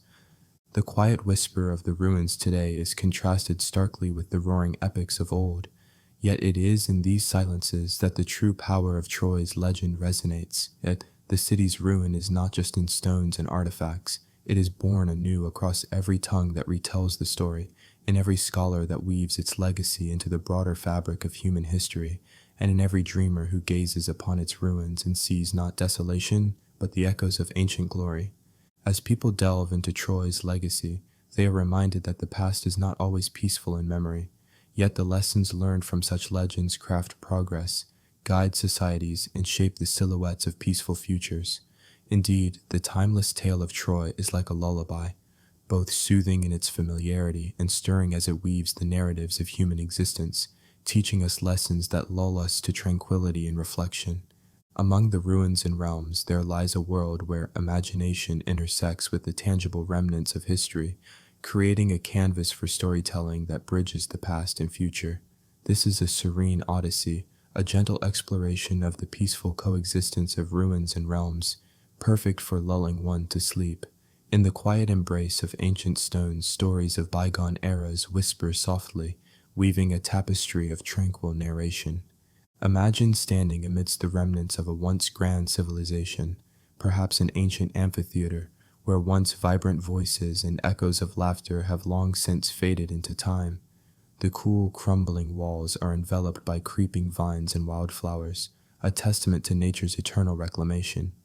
These stones, now silent, once bore witness to countless stories, played out in front of a captivated audience under the watchful gaze of a setting sun. As you wander through these forgotten corridors, you're gently transported on wings of imagination to the realms where these stories began. Picture, if you will, the bustling agora filled with merchants selling fragrant spices and woven tapestries, their voices a harmonious blend of calls and laughter. In this imagined marketplace of yesteryear, the scents and sounds mingle into a calming symphony, carrying you further into a serene world of shared history and cultural legacy. Inhaling the moment, you feel the presence of the lives once lived here, simple tales of love, courage, and everyday wonder etched invisibly into the fabric of this place. An air of mystery and possibility hovers, a gentle reminder of the freedom the imagination provides, where each ruined wall stands not only as a monument of stone, but a gateway to dreams. The interplay between the physical ruins and the realms of imagination they inspire offers a peaceful, meandering path through time. Each broken arch and worn step holds within it not just the stories of what was once believed to be solid and enduring, but also the abstract legacy of hope and creativity crafted in the minds of those who pause to dream. Stars sprinkle the sky as you meander through these ancient ruins, carrying the light of 1,000 stories, each twinkling star a memory of those who came before. The night is calm, a gentle breeze rustling through the leaves surrounding you, whispering sweet tales of harmony and peace from ages past. With every step, every pause, the journey unveils new dimensions of thought, encouraging a deeper connection to history. In this tranquil dance between solid history and fluid imagination, there exists a timeless interplay, a perfect lullaby woven from the threads of ancient times and boundless imagination. Thus, the quiet ruins, embraced by nature, become more than mere remnants. They transform into serene sanctuaries. Here in these spaces one can dream freely, painting the tapestry of the world that was while gently crafting visions of what could still be, slowly fading into a peaceful slumber filled with dreams, among the ruins, among the realms. In the quiet of the world, beneath layers of earth and time, archaeologists today approach their work with a deep sense of reverence and an acknowledgement of the mistakes made by their predecessors. These heedful excavations are emblematic of a shift in archaeological methodologies, emphasizing respect, caution, and scientific rigor. The story of excavation is not just about the relics unearthed or the history rewritten. It is about the meticulous efforts, the gentle brushing away of soil, the careful sifting through what remains to tell a story long forgotten. At the heart of these endeavors is the archaeologist, a modern-day detective piecing together narratives from shards of pottery, ancient walls, and the remnants of past lives. They tread lightly, aware of the destruction that hasty excavations of the past have wrought, hasty digs that left scars on the very histories they sought to uncover. The new methodologies champion less intrusive techniques, focusing instead on preserving context and employing technology to aid their mission. Ground-penetrating radar allows scholars to see beneath the Earth's surface without a single spade turning the soil. Laser scanning captures intricate details with a precision that leaves no room for guesswork. These technologies, coupled with precise, patient excavation techniques, serve as tributes to the landscapes and the civilizations that occupied them. Archaeologists today know that patience is their greatest asset. As they kneel on sun-drenched hills or forget the passage of time in dim caves, they understand that their role is not just to unveil history, but to protect and conserve it. Every object they uncover deserves not only to be studied, but to be treasured, honored for the journey it has traveled through time. This change in focus from sheer discovery to stewardship is perhaps one of the most significant shifts in contemporary archaeology. Today's scholars explore with a consciousness instilled by past heedlessness. Lessons learned from previous disruptions drive them to proceed with honor, bound by a commitment to truth and responsible handling. The beauty of heedful excavations lies not only in what they recover, but in their transformative effect on the field of archaeology itself. By treading lightly, excavators can preserve untold layers of history for future generations to study, ensuring the tale of humanity unfolds with clarity and respect. In their careful work, there is a kind of peace, a peacefulness born of strict attention to detail, harmony with the elements, and profound respect for the stories that lie beneath the earth. In remembrance of past missteps, today's excavators are storytellers and guardians. The excavation sites, once scenes of frantic digging, now evoke serenity. Unhurried scholars with voices low and steady hands uncover secrets in a process that resembles a courtship, a gentle coaxing of hidden tales from clutches of stone and soil. At the finds table, cataloged artifacts await analysis and interpretation. Yet, gone is the rush to global acclaim. Modern archaeologists joy in the journey of understanding. Theirs is not a race, but a quest. As they sit among ancient ruins, these modern custodians listen to the whispers of history, taught now by experience to heed, to hear, to honor. They give to the world the stories safely in their care and enrich our lives through the tale's insights. What they offer is a tribute to history, the cautious awakening of ages past, a serene unfolding that leaves others to dream and reflect long after immediate interests have quieted. Thus, through careful endeavor and scientific precision, heedful excavations shape and restore our understanding of where we come from, offering peace to a world in ceaseless motion and preserving whispers from the abyss of time.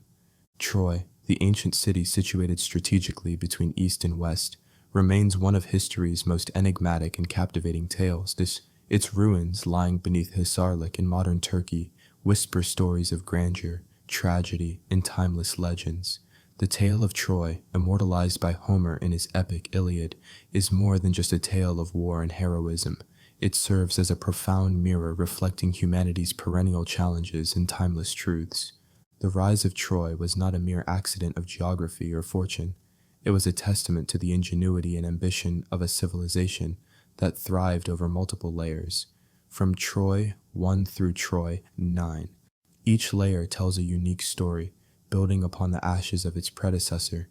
Like waves crashing against the shore, successive civilizations have left their imprint on the city, embodying the cyclical nature of history itself. Troy 7A, as they call it, was destroyed by fire.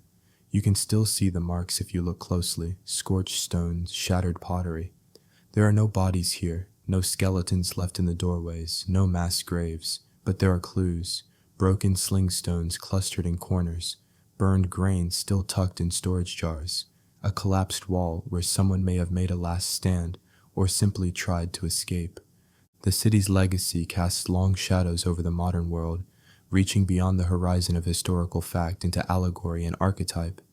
The Trojan War, whether historical reality or mythological construct, symbolizes the eternal struggle between love and hate, trust and betrayal, loyalty and ambition.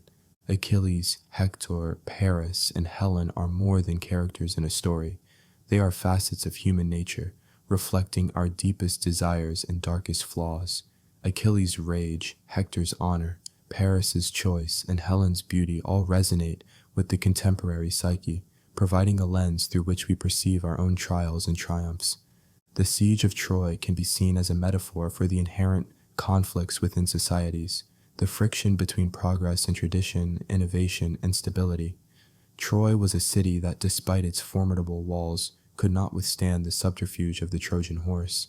Perhaps it is a warning that no fortress, no matter how strong, is impervious to internal discord or deception. From Troy's fall, contemporary society can extract valuable lessons.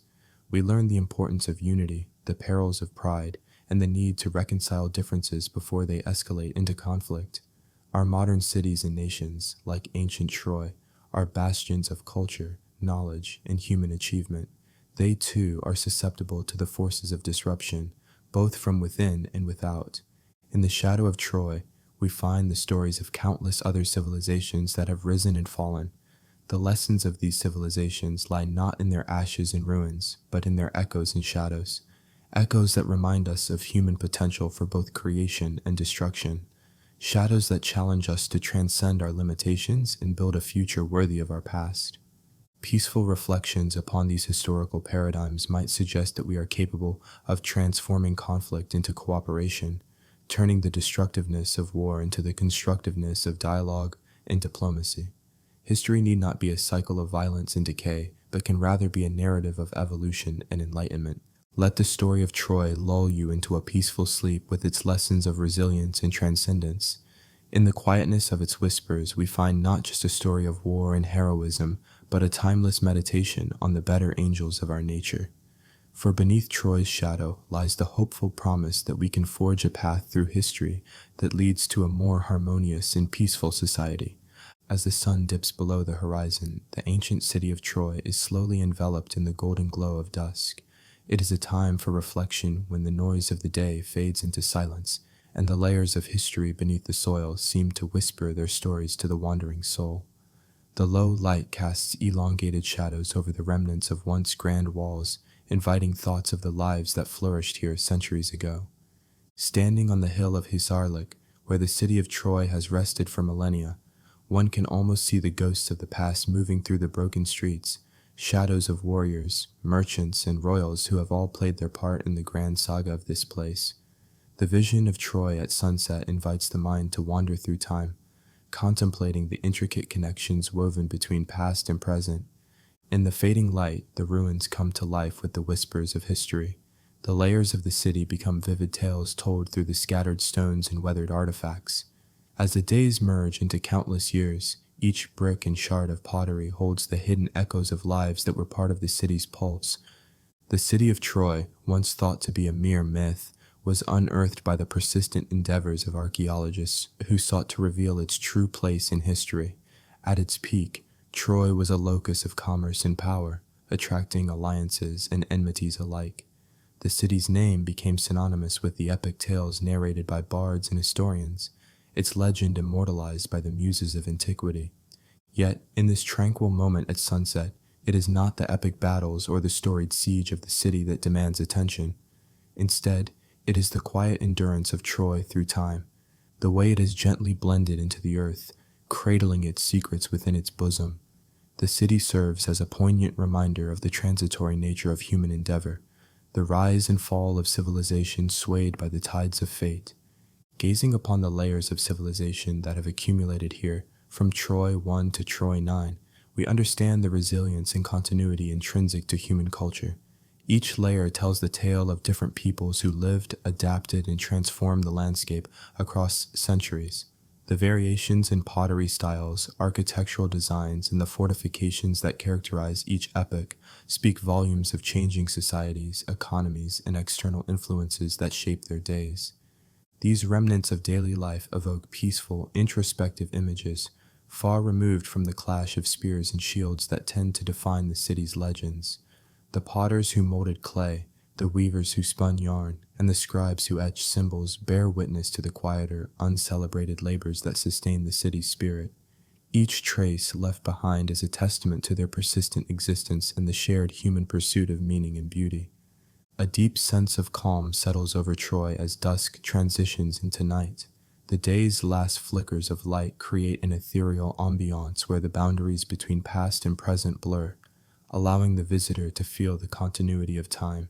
It is as if the ruins, enveloped by soft shadows, invite a meditative introspection that transcends the ages. The serene atmosphere of this ancient site, now mostly a home to grasses and sporadic wildlife, provides a perfect environment for contemplation. Here, history is not a mere collection of dates and tales of conquest, but a gentle reminder of humanity's enduring nature and the timelessness of our hopes and dreams. The sunset over Troy becomes a symbol of closure and new beginnings, a contemplative pause before yet another cycle of dawn. As the last rays of sunlight bid farewell, they highlight the timeless beauty of this sacred ground. The visitors who stand upon the soil carry with them the echoes of all who walked here before, sharing in the silent communion with the history and culture embedded in the earth. In this contemplative closing chapter, the quietude of dusk at Troy gently nurtures the imagination, allowing history to become a peaceful narrative, one that guides the mind towards tranquility and rest. As the city sleeps beneath the starlit sky, its essence lingers in the hearts of those who bear witness, promising a restful solace to all who listen to its timeless tales.